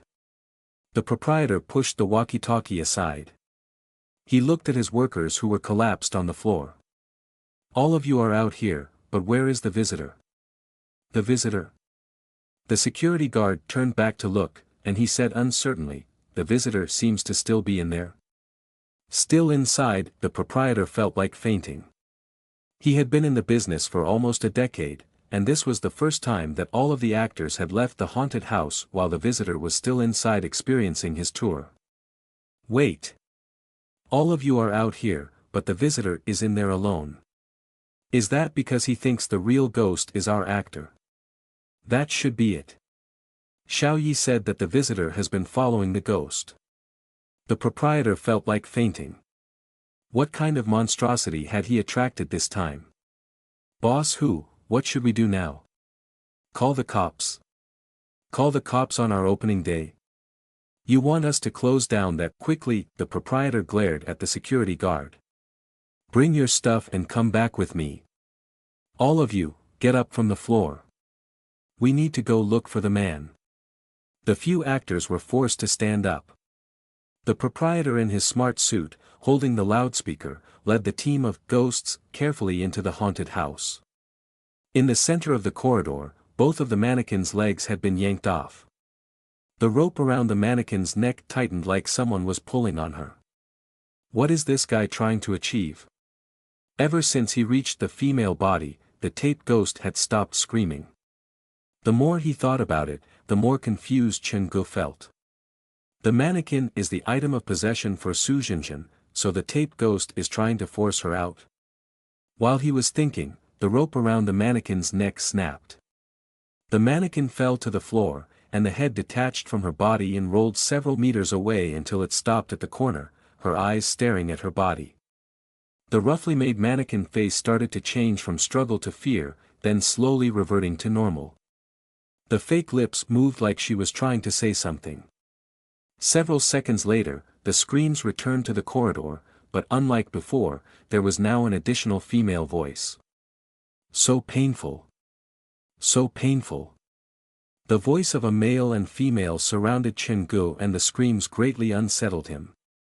Why is Su Jinjin screaming alongside the tape ghost? Does he have the ability to assimilate other ghosts? Chen Gu had no idea what the tape ghost had done to Su Jinjin. This was the tape ghost's biggest secret. The alternating sound of male and female screams flooded Chen Ji's ears. It caused his eyelids to twitch. He tried turning off the recorder, but it would not work. Pain, so much pain. The voice seemed to touch Chen Ji's face. Then it slowly weakened until there was a click on the recorder. The play button stopped working. The corridor no longer felt so depressed, and Chen Gu could breathe easier. Even the mannequin head that was left on the floor did not look so scary. Chen Gu opened the recorder. When he removed the tape, the black phone vibrated. A message at a time like this? Chen Gu stood beside the female mannequin and took out his phone to take a look. Congratulations, Spectre's favored. You have unlocked Su Yin's affection mission. Completing the affection mission will greatly increase Su Yin's affection level, and there's a high chance that you might be able to employ him at your haunted house. Mission venue, Fanghua Apartments. Mission goal, you only have one night to find Su Yin's lover.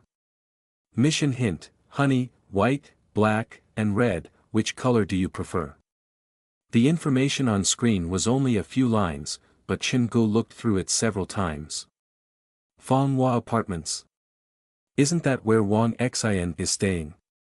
I've been there once when I was trying to help the pen spirit.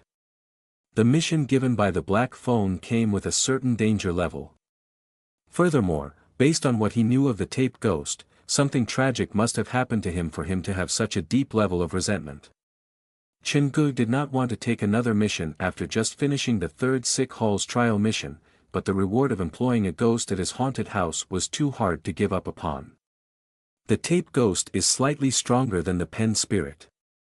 If I can hire him, then doing trial missions in the future will be safer. Just as Chen Gu made the decision, the phone in his pocket rang. It was from an unknown number. There are only a few who know my number. Who could this be? Chen Gu let the phone ring for a few seconds before he answered it. Chen Gu, this is Captain Yen. Captain Yen. Why are you calling? The 3 suspects that you found at the third sick hall, 2 of them have been found dead at their home. Dead? Chen Gu was shocked. He was about to ask Captain Yen for more details and the black phone in his other hand vibrated. There was new information on screen. Chingu looked at it and was shocked to see that the completion rate of the third sick hall had risen to 65%. Chingu. Are you there? Sorry, just a little shocked. They were fine a few days ago, why did they suddenly die? At 3 a.m. yesterday, we received a call. The person who made the call said that his name was Su Tong. He said many curious things, and he made no sense, so we couldn't understand what he was trying to communicate. So, you hung up on him? Of course not. Su Tong was a suspect on the run. The officer who answered the call contacted us immediately, however, when we triangulated his position and found him, he was already dead. There was a trace of hardly discernible feeling mixed in Captain Yan's tone. He and a single-armed man were both stuffed inside a dresser. The actual cause of death is still unknown, and there were no obvious wounds on their bodies. Perhaps the killer is their former ally. The man's name is Xiong Qing. His face is twisted, so he's easily recognizable. Leave the detective work to us. I asked for your number from Inspector Li because I wanted to remind you in person. Captain Yen sent 2 pictures to Chingu. These are pictures that we found in the victims' phones. They might be targeting you. The transfer was slow. Chingu needed to wait several seconds before he could see the content clearly. The first picture was taken when Chingu was hauled into the police car outside of 3rd Sick Hall, and the second picture was of Chingu when he left the police station. Both pictures were fuzzy. The person who had taken the pictures was very cautious, they had stood very far away when they took those pictures. These pictures were taken by Su Tong. Chingu did not think that he would one day be stalked. That doesn't matter anymore. The important thing is they seem to be part of something larger. They're part of a group that does things systematically, and that changes a lot of things. Right, I've told you all that morning that there might be 8 killers, and they were all once patients in the 3rd Sick Hall. Other than Wang Xinglong, all the remaining patients were incurable mad persons. Captain Yen sighed. The clue you gave us has helped tremendously. We checked the information from 4 years ago, and after comparison, there were 3 of those 8 patients who seemed to have evaporated off the face of the earth after the hospital closed down. There is no physical or online trail of them anywhere. Even you can't find information on these few patients. Chingu was shocked. Can you tell me which 3 persons they are? Maybe I can provide you with more clues. You still remember stuff that happened 4 or 5 years ago? Chingu had given Captain Yen many surprises. Since Chingu had helped greatly in the Ping An apartment case, Captain Yen was willing to reveal some information to him. These 3 patients were respectively patients of room 7, 9, and 10 inside the 3rd Sick Hall. Chingu memorized what Captain Yen said and compared it to the information provided by Dr. Gao. Patient number 7 suffered from Cotard syndrome or the walking corpse syndrome. He believed that he was already a dead man, telling the doctors that his organs had all decayed. According to Dr. Gao's analysis, the patient had been confirmed dead, but that was what he had read from the hospital records. No one had seen his body, so this information could be fake. Patient number 9 was Wu Fei, the individual Men Nan's main persona warned him to be careful about. Patient number 10 was the individual whom the doctors and patients dubbed the devil. There was no information on this patient, but it was certainly related to the old director. After all, he had managed the entire center, and he was the one responsible for managing this information. Alas, the old director had been torn apart by Zhang Ye already, and only his head remained behind the door. It would be hard to get information from him. Chen Ji's mind turned. After Su Tong and the patient with the phantom limb syndrome died, his mission completion rate had risen by 5%, and this pointed a way for Chingu. Does this mean the capture or death of all the escaped patients will continue to increase the mission's completion rate? There was indeed such a possibility. After all, the patients had received a new life from the door inside the 3rd Sick Hall. They had been branded by the 3rd Sick Hall, and technically, they were part of the 3rd Sick Hall. Realizing that Chingu had remained silent for a while, Captain Yen continued. We wanted to interview the doctors and nurses who once worked at the third sick hall for information on these 3 patients, but we came across with something horrible. What is it? The doctors who knew about these 3 patients have all died mysterious deaths, some from accidents, others suicide. Captain Yen paused as if gauging whether he should continue. Captain Yen, I promise to not leak anything you tell me. I'm not worried about that. I don't want to scare you. There was a shift in Captain Yan's tone. The most unique case was a female doctor. She moved away from Zhejiang with her boyfriend, but she couldn't escape fate. None of the deaths seemed connected to each other, and the murder locations were completely different. There wasn't a pattern to the occurrence of these deaths either, so the police didn't link them. But once the connection of the third sick hall surfaced, we looked over the cases again, and new patterns emerged. Taking out the accidents, about 90% of the deaths were detailed murders. Captain Yen was trying to warn Chingu that his situation was very dangerous. This bunch of people sure is brave. After giving a dry laugh, Chingu headed for the exit. He wanted to leave this place and return to New Century Park as soon as possible. They are a bunch of crazies. Their way of thinking is different from normal, and they will stop at nothing. The scariest thing is they think what they're doing is not wrong, and that is most difficult to deal with. Captain Yen also had a hard time dealing with these people. In any case, be careful. If you find out anything, remember to contact me. Okay. Before Captain Yen hung up, Chingu said, Captain Yen, other than these 3 patients, you also have the information on the other patients, right? Can I take a look at them? After all, I'm the only one who has interacted with them before. I'm warning you, don't do anything stupid. You misunderstand me. I'm just curious. Since you already have the information on part of the patients, why don't you capture them now and then interrogate them for more information? Chingu could not be too careful since this involved his life. Is it because you're afraid of alerting the rest? Do you plan to capture them all at once? If only things are that simple. Captain Yen did not go into the details, but it sounded like they had come into some trouble. The information is not supposed to be leaked to the public, but since you're one of the victims, I'll pick some of the files that you can see and send them to you. After a few more words, Captain Yen hung up and sent the files to Chingu. Each patient had their assigned number, and all the information had been compiled into files. What Chingu was reading was the information that had been arranged by the police. Patient in room 1, Wang Xinglong. The first page was the information on Wang Xinglong. The information on him was the most detailed, including where he had been treated in the past few years, how many times he moved over the past 5 years, and the people he had interacted with. The police had everything on him. The second page was on a woman. The woman looked perfect, practically flawless. However, there was an uneven feeling about her, like she did not think the face belonged to her. Chingu had some memory of this second patient.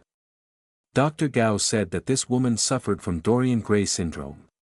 She was particularly afraid of aging, had undergone plenty of plastic surgeries, and relied on a large amount of makeup. According to the police's information, the woman had disappeared half a year ago, and the last place she was seen was at Fonghua Apartments. When Chingu saw the name of the location, his heart shook. Everything was revolving around the same place, which could not be a coincidence. Chingu hurried down the corridor and passed all the scenes until he found the exit. There was light at the end of the tunnel. Just when he was several meters away from the exit, he saw a group of 6 or 7 huddled together, moving forward slowly with a bitter expression on their faces. "What are you guys doing?" Chingu walked toward them with the tape recorder. "Wait," the proprietor yelled at Chingu through the loudspeaker. Are you alright?" "Why wouldn't I be? Do you think I'm possessed or something?" Chingu walked past the proprietor and his workers with a shrug. "Your haunted house is now safe, but let me remind you, the money earned on the back of ghosts could be cursed. The light was rather blinding when he left the haunted house. Seeing Chingu, the crowd's gazes all turned toward him. This was the first person who had entered a haunted house but managed to scare all the ghosts out. They were all visitors, but Chingu had managed to do something they could not. Chingu did not have the time to dawdle. He had just received the call from Captain Yen, and the news about the third sick hall had unsettled him. "Boss!" He San and Gao Ru Shui squeezed through the crowd to run toward Chingu. "What did you do to the haunted house's workers?" "I'm just a visitor, what can I do to them?" Chingu raised his brow. "Also, why aren't you at least a little bit worried about my safety?" "Of course, we were worried about you." He San flashed his signature smile, not at all awkward at his lie. "Fine, remember to come to visit my haunted house when you have time. I've created new scenarios, and I'm sure it'll be very exciting." Chingu hurried to leave. He reached into his shirt to remove the electrocardiograph monitor and the audio recorder. He turned to face the proprietor. "My heart rate hasn't gone over 100, right?" "Right, the lowest was 60, and highest was just over 90. "Just over 90? Why was it so high?" Chingu was a little surprised. He did not feel anything inside Tianting Medical School. It had felt as relaxing as returning home, but his heart rate had still jumped quite high. Looking at the dissatisfaction on Chen Ji's face, the proprietor felt like crying as the despair in his heart started to overflow. "Brother, this is my first day of business. Your haunted house is not bad to be able to raise my heart rate so high.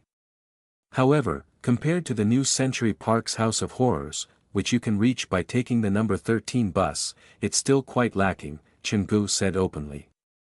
"Actually, your haunted house is good enough that you don't need to rely on underhanded tactics like slamming our Zhejiang's local haunted house to bring up yourself and adopt real news to increase popularity." Chingu looked at the few haunted house actors who had not recovered from the trauma, and his brain started to turn. "Your set design is very professional, and the story background is very interesting. You even have 2 storylines in place to include puzzle solving into your scare. To be honest, I had fun today." "Fun? You had fun inside the haunted house?" The proprietor and group of actors were praised by Chingu, but they did not feel too happy. "The reality is, we lost. We will edit the unfair comment that we've leveled at your haunted house online. Thank you. If you come across similar trouble, feel free to come find me, I'm very impressed by your professionalism." The pregnant ghost's expression and the dead body's gaze had both been practiced before the mirror many times before they got the expression down. Tianting Medical School's actors had been in this business for many years, and they were Tianting Medical School's biggest wealth. "That's all I want to say. Get back to work and remember to come pay me a visit when you're free." Chen Ji's gaze scanned the proprietor and the actors, and he smiled before turning to leave. Chingu did not gloat when he won, nor did he say anything sarcastic. Also, he had been left inside the haunted house alone while all the workers were outside. This could be considered an accident already. If this was a personal visit, then perhaps it could be swept under the mattress, but this was in public. If Chingu insisted on making this big, then it would be over for Tianting Medical School. However, Chingu did not do that. In fact, he had praised the haunted house, and this surprised the proprietor. He felt thankful. "The guy is not as bad as I thought. Perhaps like us, he is not in it for the money but the meaning of true terror." The proprietor watched Chingu walk away and was reminded of his younger self who adored ghost movies and pranks. "The bad economy for the past few years has caused me to focus on earning money, and I've forgotten the initial reason I opened a haunted house." "Boss." The security guard tapped the proprietor on his shoulder. "I'm fine, let's be ready to get back to work." The security lowered his voice. "He seems to have taken our haunted house's tape recorder with him." "What? When did that happen?" When Chingu left the building and got on the bus, he realized that he was still carrying the tape recorder. I was too focused on making the speech that I didn't realize I was still holding their tape recorder. Oh well, I'll return this when they come over to visit my haunted house. Chen-gu returned to New Century Park. The moment he removed the sign from the door, the visitors started to swarm toward him. In less than a few weeks, the reputation and visitor number of his haunted house had dramatically increased. We'll be open in the afternoon. Don't worry, we've designed a new scary scenario. Definitely will give you the scare of your life. Chen-gu called Su-won before entering the haunted house. He thought back to the tricks that he experienced at Tianting Medical School and tried to apply them in his own haunted house. The update rate for my haunted house is very fast, and it is still growing. When the hidden missions for the third sick hall are completed, I'll need to rearrange the scary scenes to add some scary items and mix in the real ghosts with fake ghosts. That will be more interesting. Visiting Tianting Medical School had given him plenty of inspiration. He wrote all his thought down in a notebook so that he would not forget them. At noon, Chen-gu took out the information provided by the police and memorized the information of all the escaped patients. The information could prove useful at any moment. After a simple lunch, the doors to his haunted house was open for business. Before completing the hidden missions, Chen-gu did not plan to open the third sick hall for the public. That was not such a big problem because most of the visitors had not digested the earlier scenarios yet. He kept himself busy until 6 p.m. After sending the visitors away, Uncle Su, who stood at the door selling tickets, flashed him a rare smile. Chen Ji's haunted house was driving the popularity of the entire theme park upwards, and the management was trying their best to cooperate with the haunted house. Nice work today. Chen-gu waited until Uncle Su and Su-won left before he returned to the staff break room. He put the tape and the cleaver wrapped in red cloth inside his backpack and started to search for the white cat. He looked through the entire haunted house and finally found the white cat on top of the tree at the entrance of the haunted house. The white cat was very clever. It seemed to sense that a bad thing was about to happen, and it jumped up to the top of the tree. No matter how hard Chen-gu tried to persuade it, it refused to come down. What are you so afraid of? The place I'm going is safer than the third sick hall. Come down. Even when Chen Ji's throat was raw from screaming, the white cat refused to budge. After a few more minutes of that, Chen-gu gave up. This cat is very intelligent. It wandered over on its own when it was lunch time, but the moment I started to pack, it ran outside. Looking at tree, Chen-gu sighed helplessly. He picked up his backpack and left the park. When he arrived at Fanghua Apartments, the sky was already dark. Last time I was here, I forgot to ask about this place from Dr. Gao. The buildings here are quite old already. I wonder if there are any weird incidents that have happened here. Chen-gu scrolled through his phone for the information provided by the police. It stated that patient number 2 had once been seen here, but there was no detailed address. This is not going to be easy. The police use code for each patient, so I don't even know her name. Just based on a picture, it's going to be hard. Fanghua Apartments was considered quite high-end in Zhejiang. The buildings in front were 6 older buildings, they were smaller than the 3 new buildings that were built at the back. Each building was over 20 stories, and Wang Xian's family was staying in one of the newer buildings. I should start by asking the security guards. The main reason Chen-gu was there was to complete the tape ghost's wish so that he could hire him as an employee. That was his main mission, but since he was there, Chen-gu would not mind finding out about patient 2 as well. He walked over to the security room and turned his phone to show them the picture that had been given to him by Captain Yen. I'm sorry, but have you seen this woman before? The individual aspects of patient 2's face was flawless, but when put together, there was just this incorrect feeling to it. The security guard not only did not answer Chen Ji's question. He looked at Chen-gu with alarm like he was someone suspicious. You're not a tenant here, are you? I'm not, Chen-gu answered honestly. Then I don't need to answer your question. The man walked out from the room. If this lady is our tenant, we will not reveal any information about her, and if she's not, I won't know anything about her. Chen-gu was baffled by the security guard. He did not expect such hostility. Xiao-gu, don't be such a spoilsport. There was another guard inside the room.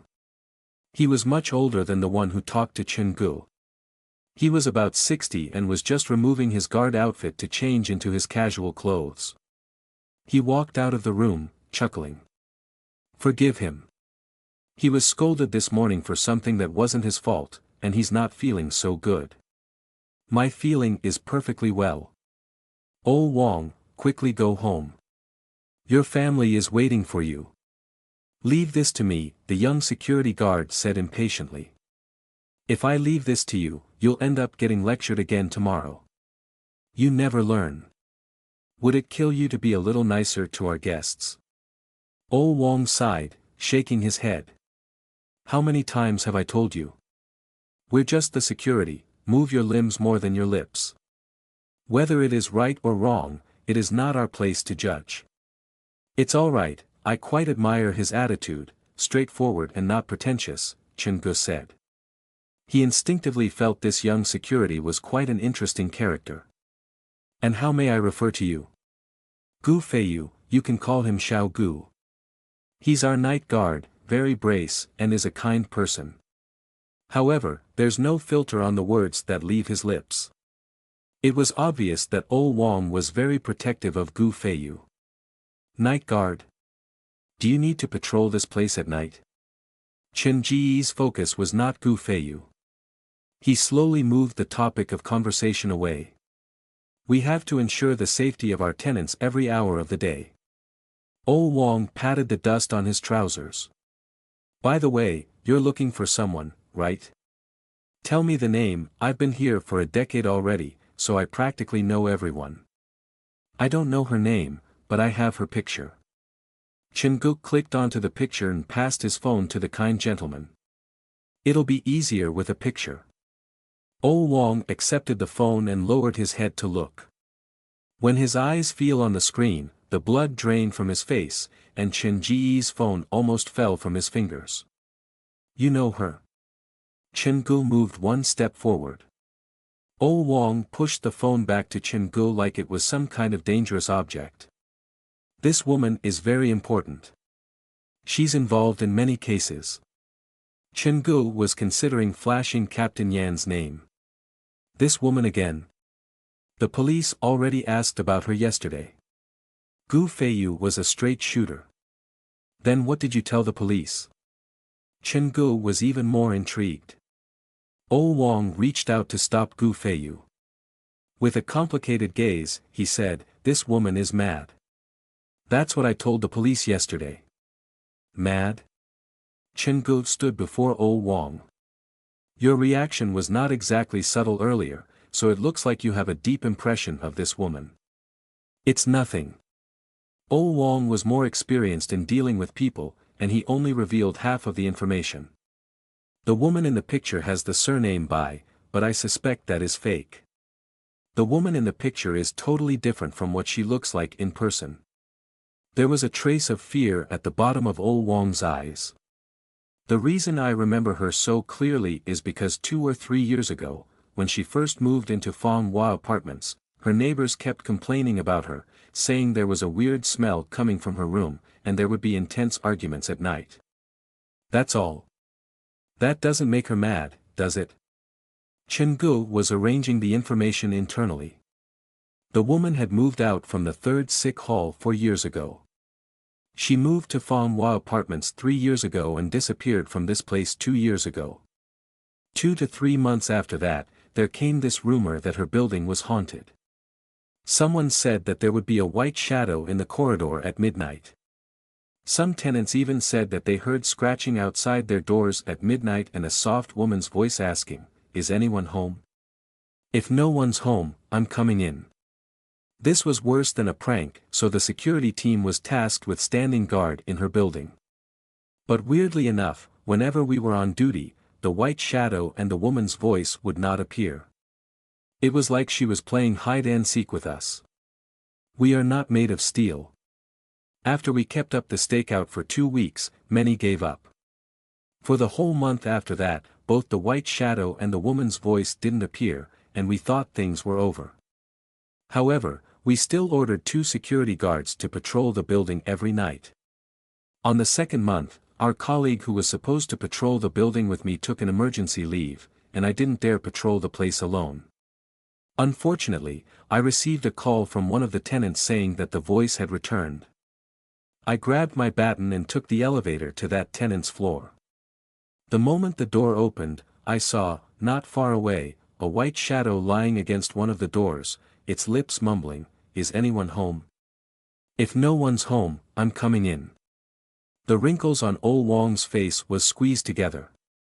Even now, when he thought about that particular memory, he would still feel fear. That white shadow is the mad woman.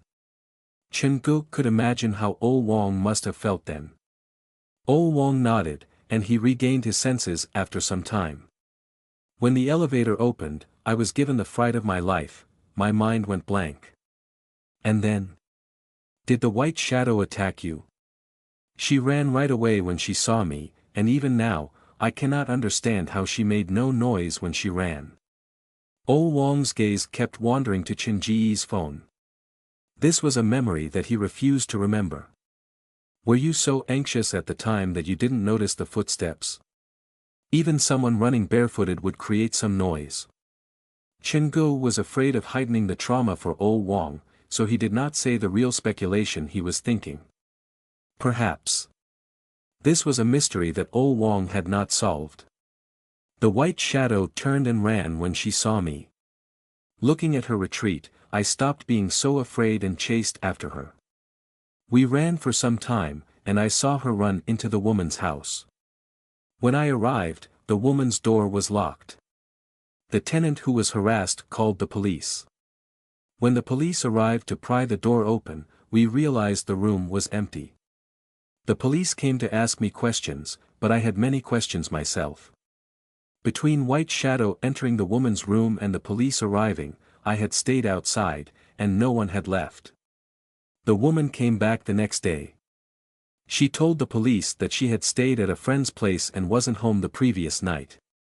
Oh Wong's voice turned slightly bitter. Because of this, I was sent to jail for 1 night. I was telling the truth, but no one wanted to believe me. Chen-gu could empathize with Oh Wong.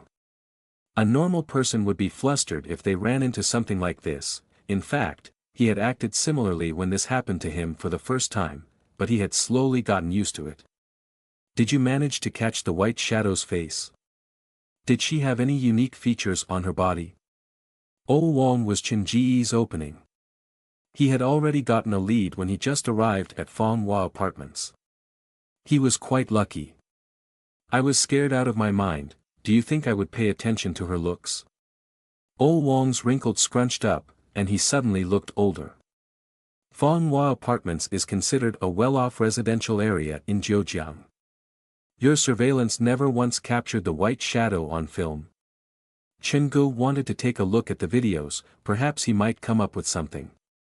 When the rumors of haunting appeared, the landowner and tenants discussed to have security cameras installed in various corners, but due to the fact that neither party wished to pay for the cameras, they ended up only installing 1 camera on the floor that the woman stayed at. One is better than none.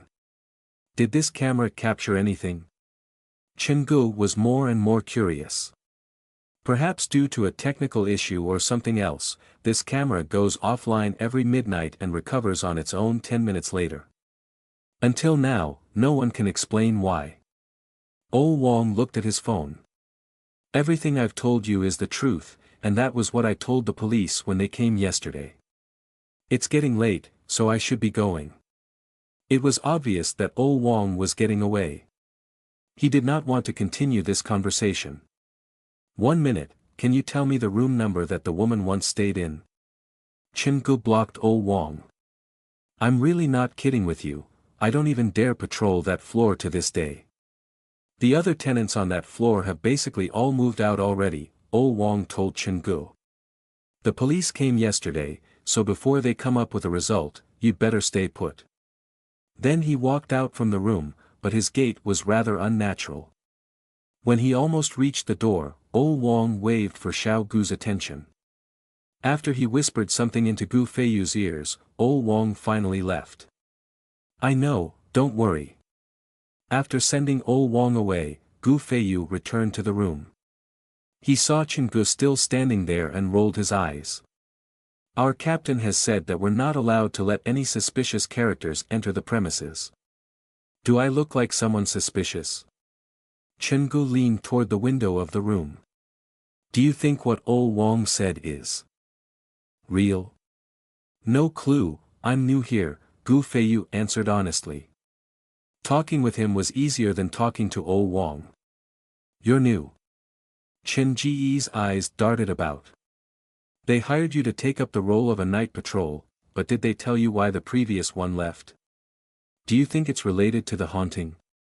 Gu Feiyu was writing something in the notebook, but when Chen Gu said that, his hand that held the pen stopped. What do you mean? When did you find out about the haunting? Yesterday, when the police came to question about the woman.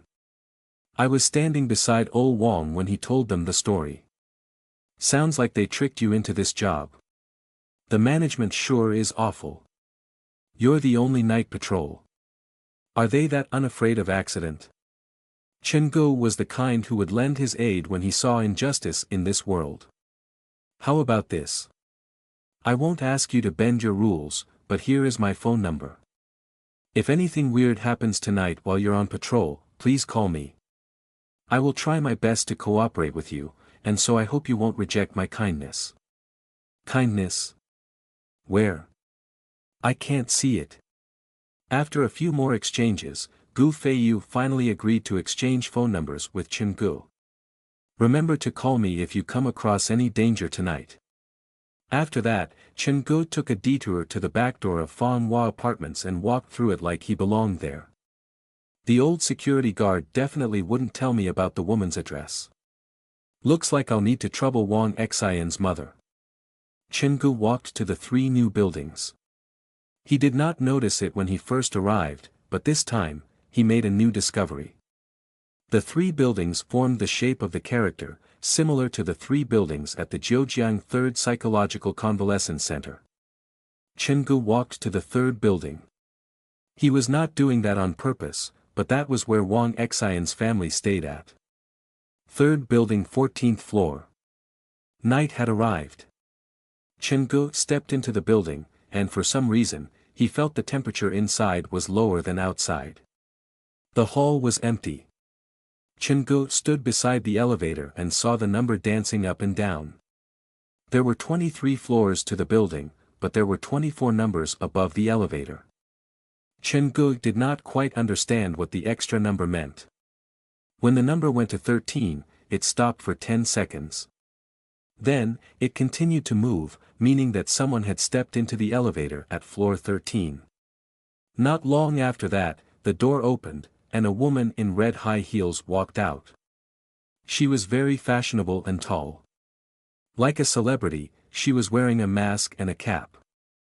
The 2 brushed shoulders, and Chen Gu turned around to look at the woman. There was a weird scent radiating off the woman. It didn't smell like perfume, more like the smell of hospital disinfectant. Hey! Chen Gu stood at the door of the elevator and called after the woman. The woman stopped and turned around. Through the small gap between her mask and the rim of the hat, a pair of beautiful eyes blinked. They were filled with confusion. Based on the eyes, this woman was different from the picture of the woman provided by the police, and she was not the patient number 2 Chen Gu was looking for. Are you that celebrity from the movie? Can I take a picture with you? Chen Gu knew that he had acted rather rashly. He did not know what to say, so he created a rough excuse. I'm sorry, but you've got the wrong person.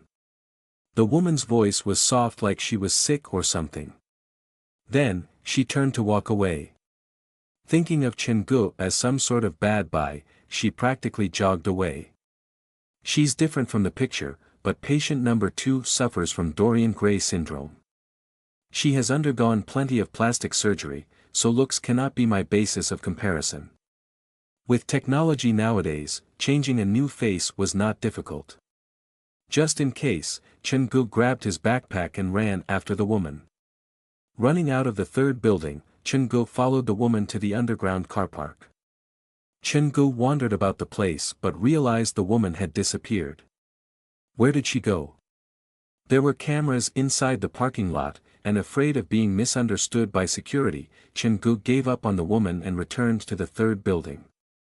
He took the elevator to the 14th floor and knocked on the door to Wang Xian's home. Is someone there? There were footsteps behind the door, and someone opened the door wearing slippers. You're looking for? It was a middle-aged woman wearing a black and white suit behind the door. She looked after herself well. Her skin was tight, and she looked much younger than her actual age. It's me. I helped Wang Xian last time. Before Chen-gu finished, the woman recognized him. Dr. Chen. Please come in, I've been meaning to thank you in person but didn't have the chance. Dr. Chen. The way the woman addressed him made Chen-gu feel weird.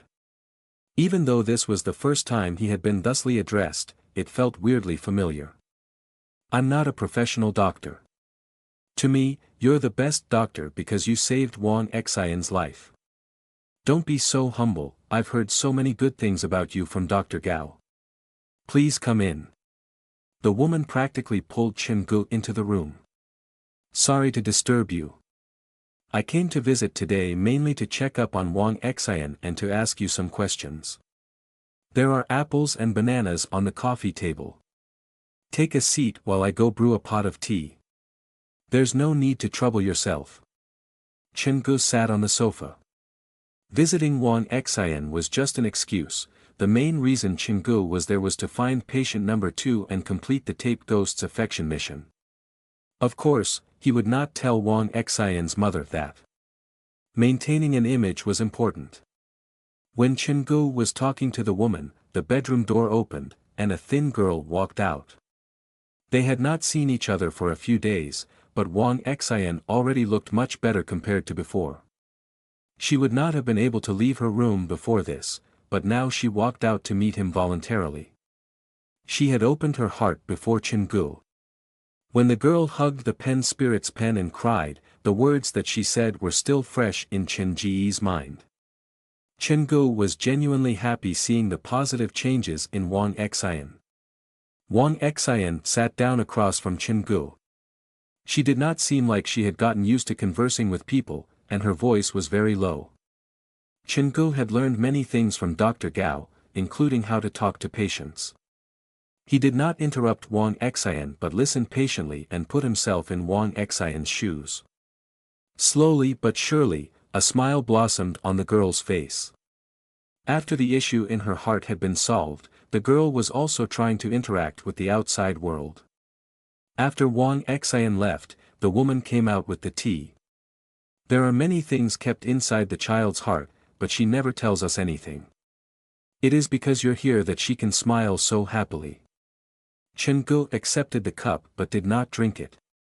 Wang Xian's condition is improving smoothly, and the effect of the treatment is showing.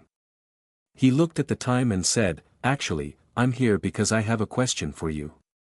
Go ahead. The woman was very cooperative. I hear one of the buildings in Fanghua Apartments is haunted. Is that true? The woman's expression froze. She stood up and sidled to Wang Xian's room silently. She listened for the sound before leading Chen-gu into the kitchen. After closing the kitchen door, she said, "Dr. Chen, I'm not lying to you. This is real. It's really haunted." Chen-gu did not expect such confirmation from the middle-aged woman. I saw it myself. The woman pointed at her feet. The haunting happened in this building on the 13th floor. When the woman mentioned the 13th floor, Chen-gu was reminded of the woman he met earlier. Without prompting, the woman continued. Fanghua Apartments was built around 20 years ago. Initially, the place wasn't so huge. There were only the 6 older buildings in front. The 3 buildings behind were built 4 or 5 years ago, and I was one of the first tenants who moved in. The woman held the cup of tea and started to explain the weird events that happened 2 or 3 years ago. Her story matched with what Oh Wong said, but hers was scarier because she personally ran into the white shadow leaning outside her door. She said, that midnight, she heard something weird coming outside the door, like someone was scratching it. Initially, she had thought it was a puppy or kitten, but not long after that, she heard someone talking. The first thought that came to the woman's mind was burglary. She went into the kitchen to grab a cleaver before moving to the door. She looked through the cat's eye. The voice-controlled lights in the corridor seemed to have broken down because she could only see a cloud of whiteness. The woman called the police and used the cleaver to slash at the front door. She finally managed to scare the white shadow away. The woman's retelling of the white shadow's escape was similar to Oh Wong's. The white shadow ran very fast, but there were no footsteps. I have no idea what that thing is, but I heard from the police that it was a mental patient pulling some prank. The woman put down the cup and sighed. I bought this place on a loan, and all my life savings have been thrown into this place. If not, I would have moved already. You've seen the white shadow at a close distance before. Chen-gu mulled over what the middle-aged woman had said. His eyes swept across the woman's face that did not fit her age and the white and black pantsuit she was wearing. It was not that Chen-gu did not trust Wang Xian's adopted mother, but he was curious why the woman seemed to love black and white. When they first met, she had also been wearing a white shirt and black pants. The hint given by the black phone for the tape ghosts. Affection mission was, honey, black, white, and red, which color do you prefer? Because of this, Chen-gu was very sensitive to these three colors. Wang Xian's adopted mother loved black and white clothes, and the woman he met in the elevator was wearing red high heels. They both were worth suspecting in Chen Ji's eyes. Chen-gu studied Wang Xian's mother closer, and Chen-gu realized that the woman, be it from physical appearance, presence, or looks, was younger than her actual age. She could still be considered a beauty, much less when she was younger. Patient number 2 is very afraid of getting old. Chen-gu became more cautious around the woman. He glanced at the cup of tea the woman was holding, and he was thankful that he did not drink it earlier. Dr. Chen. The woman took one step forward. She seemed to have noticed the change in Chen-gu. Did I scare you with the story? A little bit. Chen-gu went along with it. Do you mind telling me which room was haunted? Room 3133 on the 13th floor. The police said the white shadow ran into this room, but at the time, the owner wasn't even home. I heard that she moved away not long after that, and the incident was thus forgotten. After all, there was no injury or economic loss, there wasn't anything we tenants could do about it. Perhaps she hasn't moved away, Chen-gu muttered to himself. What did you say? Nothing. I'm just curious as to why there are so many threes in her room number. Ever since leaving 3rd Sick Hall, Chen-gu had realized that the number 3 appeared very often in his life. In fact, when he summoned the mirror ghost, the countdown started with 3. 3133 represents the 3rd building, 13th floor, room 3, the woman explained to Chen-gu. I heard from your security that most of the tenants on the 13th floor have moved away already. Is it because something else happened within these 1 or 2 years? I don't think so. Then again, most of us don't go out at night. The woman thought about it before adding, but I have to remind you one thing. When you leave, don't take the elevator. Several months ago, a drunkard took the elevator, and it stopped at the 13th floor. A white shadow entered the elevator from that floor. Normally, an elevator is fitted with surveillance, it should have recorded the whole process. Didn't the landowner give the tenants an explanation? Chen-gu memorized the woman's words closely. The drunkard was so scared that he went to find the landowner the next day. I remember the issue got quite big at the time. Wang Xian's mother thought back to the incident. The landowner pulled out the video, but there was no white shadow on screen. It only showed the drunkard pressing all the buttons aimlessly. He took the elevator from the first floor to the top floor and then back down again. The elevator stopped several times in the middle, but no one was captured entering the elevator. The doors opened several times. But it was very quick each time. Only when it opened on the 13th floor did it stop longer than normal. The explanation given by the landowner was probably someone wanted to use the elevator, but they decided against it when they saw the drunkard inside. That reason sounds quite forced. You're right, but ever since then, we rarely use the elevator at night. As he nodded, Chen-gu asked with some hope, do you think I can get my hands on the surveillance? The owner probably has a copy. I can ask for you in the morning. Okay, thank you. Chen-gu was not a police officer, so he had no right to go through a building's surveillance footage. He left after talking to the woman. After the door closed, Chen-gu turned back after walking for a few meters. He took out a piece of paper from his backpack. He folded it multiple times before slipping it into the edge of the door. The woman had told him personally that she rarely went out at night. If her door was opened at night, then she would be a worthy suspect. After doing everything, Chen-gu used the stairs to walk to the 13th floor. Of the entire building, only the 13th floor did not have a voice-operated light. The sole light source in the dark corridor was the green sign above the safety exit. The faded green light only made the place look creepier. Chen-gu held the ballpoint pen in his hand as he entered the corridor. The place looked very abandoned. The doors on both sides were thick with dust. Room 3133. Chen-gu found the room that the mad woman once stayed in. Weirdly enough, the door of the room was very clean, as if someone was staying here. He aimed his flashlight at the door, and Chen-gu found something new. There was a piece of white paper taped to the door with cellophane tape. It said that the owner wanted to sell or rent the room at a low price, and it came with a phone number. Someone bought this place after the mad woman left. The paper looked new, like it had been put up recently. Chen-gu stopped outside the door for a while, and after realizing there was no sound from inside the room, he left. Then he used his phone to call the number. The call rang for almost half a minute. Just as Chen-gu wanted to give up, the call was picked up. There was silence on the other end of the phone. After a long time, a female voice said, "I'm suffering from a serious illness, and I need the money for my medical bills, that's why the price is so low. If you are serious about buying the place, give me a time. We'll meet at Xian Kong Apartments in the old part of town." Xian Kong Apartments. My illness might deteriorate any time soon, so I moved to a place closer to the hospital. I'm staying on the 3rd floor. Okay, I'll go now. Now. The voice on the phone rose slightly, and the tone got shriller. Okay, come now then. After hanging up, Chen Ji's suspicion deepened. There were not any big hospitals in the old part of town, so why was the woman lying on the phone?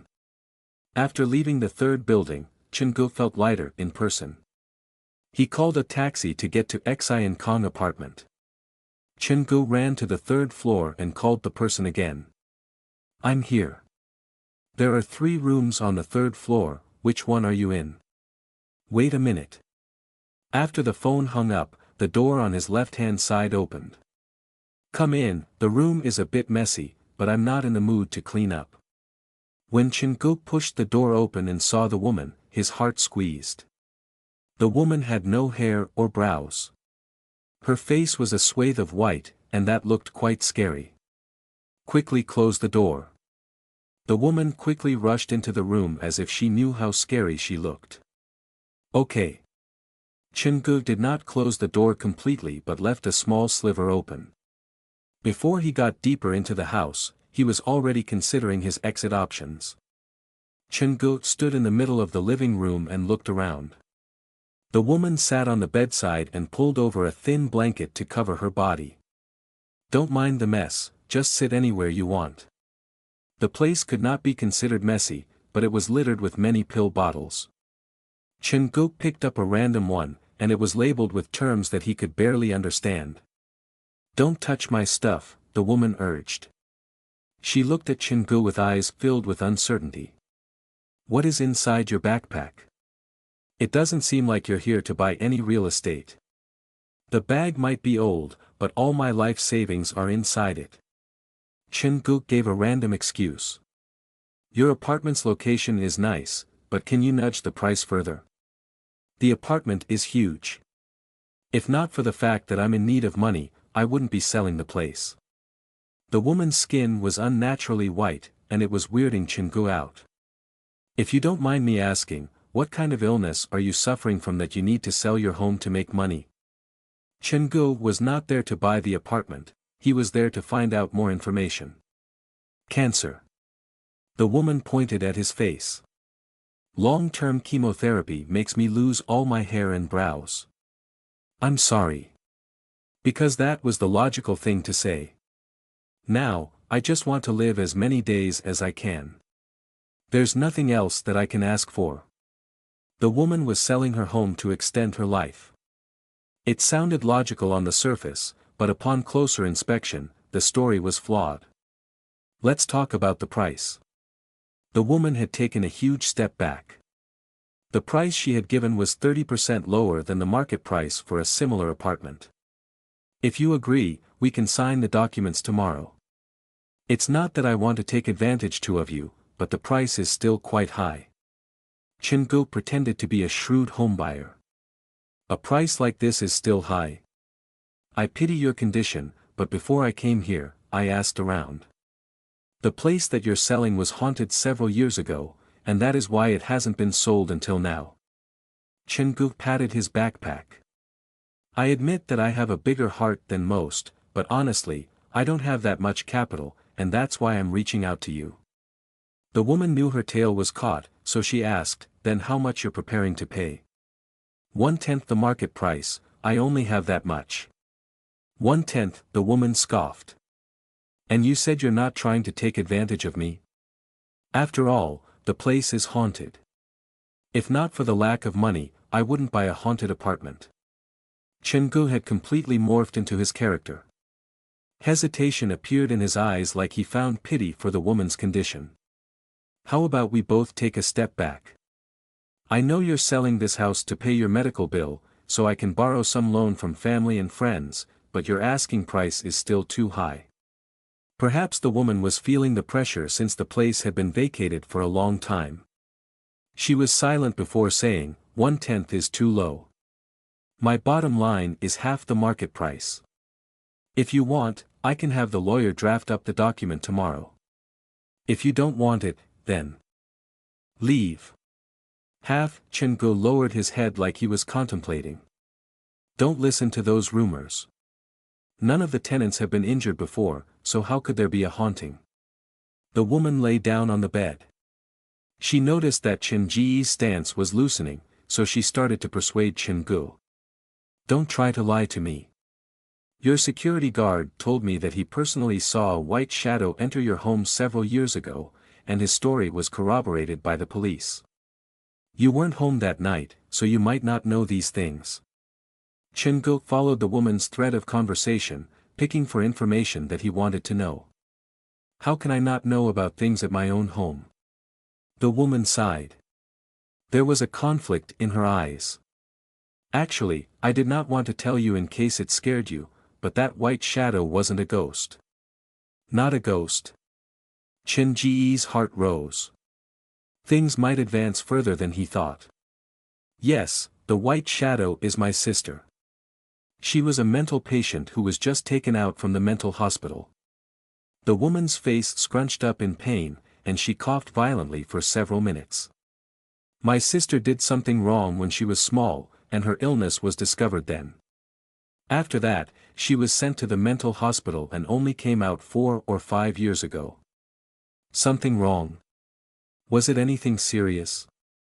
The woman's sister matched the description of patient number 2, so Chingu paid closer attention. It was very serious, and it ruined her life. The woman sighed for her sister.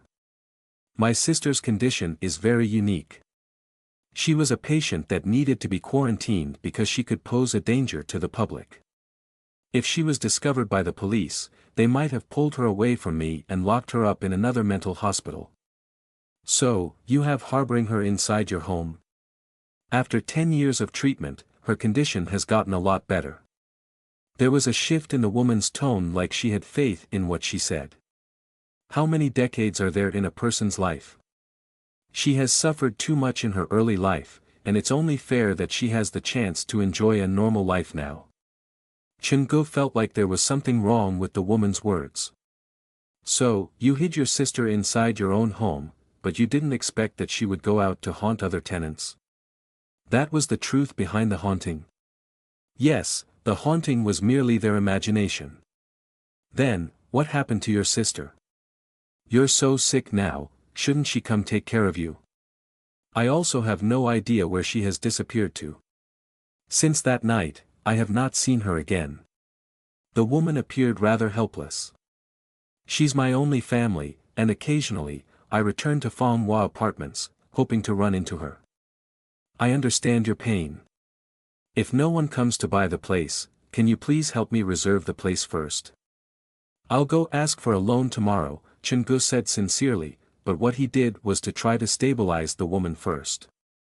He had something else that he needed to check desperately.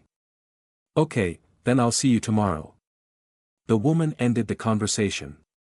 She seemed very tired already, leaning against the headboard.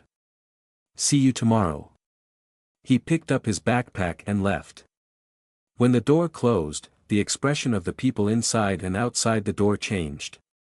Chungu stood where he was and inserted the few English terms that he remembered from the bottle label into his phone. It's as I expected, this woman is very suspicious. The pills in her room have nothing to do with cancer treatment. They're mostly for wound recovery and anti-infection. Chungu called a taxi to rush to Fanghua Apartments. Chungu called Inspector Lee on the way there and told him everything about Xian Kong Apartments. Inspector Lee, I've found one of the suspects from the mental hospital. She's currently hiding in Xian Kong Apartments. Chungu told Inspector Lee the physical features of the woman. Are you mistaken? The woman you described sounds completely different from the person we're looking for. Furthermore, she shouldn't have the ability to detain someone. Her information matches patient number 2 from the 3rd sick hall very well. She might have a partner. In any case, I'm 50% sure of my suspicion.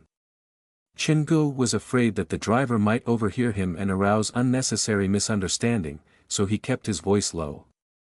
Okay, I'll personally take a look. After getting Inspector Lee's reply, Chungu ended the call and returned to Fanghua Apartments. He entered through the back door and made sure to avoid the cameras.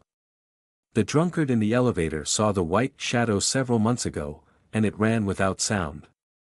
That thing has to be a ghost. There's a ghost living in the building, but for the past few years, there have not been any injury report at Fanghua Apartments. Are people purposely hiding the information, or is something else going on here? This was a question that Chungu did not understand.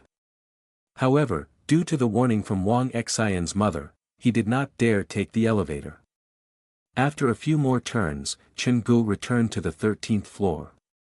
With Inspector Lee watching, he did not need to worry about Xian Kong Apartments. His responsibility was to stay put and watch over room 3. If it really is patient number 2 staying in room 3133, the white shadow is probably the thing that possessed patient number 2. If the creatures inside the door wanted to survive outside the door, they needed to possess a living person. Their relationship was quite symbiotic. The corridor was very quiet because most of the tenants of this floor had already moved away. I wonder if I can run into the white shadow tonight. He looked down the corridor and saw one of the doors open. The light from inside the room filtered out into the corridor. Someone's home. Chungu walked toward the door, and the closer he got, the weirder he felt. Wait, isn't this room 3133? The paper that was pasted to the door had been taken down, and it had been crumbled up and tossed to the floor. Chungu glanced into the room. The floor was tiled, and there was little furniture. There was a curtain that sat in the living room to split it into two. The owner has returned. After Chen-go left Xi and Kong apartments, he had taken 30 minutes to tour around the building, so this was entirely possible. He waited by the door, and 2 minutes passed, but there was still no sound coming from inside the room. Chen-go pulled the cleaver out from his backpack and silently pushed the door open. He snuck into the room and pushed the door back to its original angle. He made sure he did not leave any footprints before entering the room. The room was tiny, and two anomalies caught Chen-ji's attention. There was a very large bathtub in the bathroom, and other than a fridge, there was a locked freezer in the kitchen. Is it hiding a body? There was no other logical explanation than this. All the doors in the room were open. After exiting the kitchen, Chen-go entered the bedroom. There were several dark coats hanging in the closet, and on top of the closet was a large black leather suitcase. The case looked old, and just as Chen-go stood on his tiptoe to pull the case down, there was clicking of high heels coming from the outside corridor. He looked around and carried his backpack to hide inside the closet. If I'm discovered, it's over. Chen-go looked through the open slit of the closet. The front door was pushed open, and a man and woman stood outside of the door. The man walked in front, holding a police baton. He was wearing the security's outfit and looked to be in his 20s. You really saw the white shadow? Yes, around half an hour ago. When I was opening the door, a flash of white appeared from the elevator. I was so scared, I didn't think to close my door and dashed into the stairwell to save my life. The woman who trailed behind wore a pair of red high heels. She was very fashionable. Her frame was on the slighter side, and she had a head of luscious black hair. Chen-go could not see her face clearly because she was wearing a mask. Chen-go had seen them both tonight. The male was Gu Feiyu, the new night guard, and the female was the woman who had taken the elevator from the 13th floor and run in a hurry to the underground parking lot. Stay here, I'll go to the elevator to take a look. Gu Feiyu was not only straightforward, he was very brave as well. Don't leave me here alone, the woman pulled on Gu Feiyu's uniform.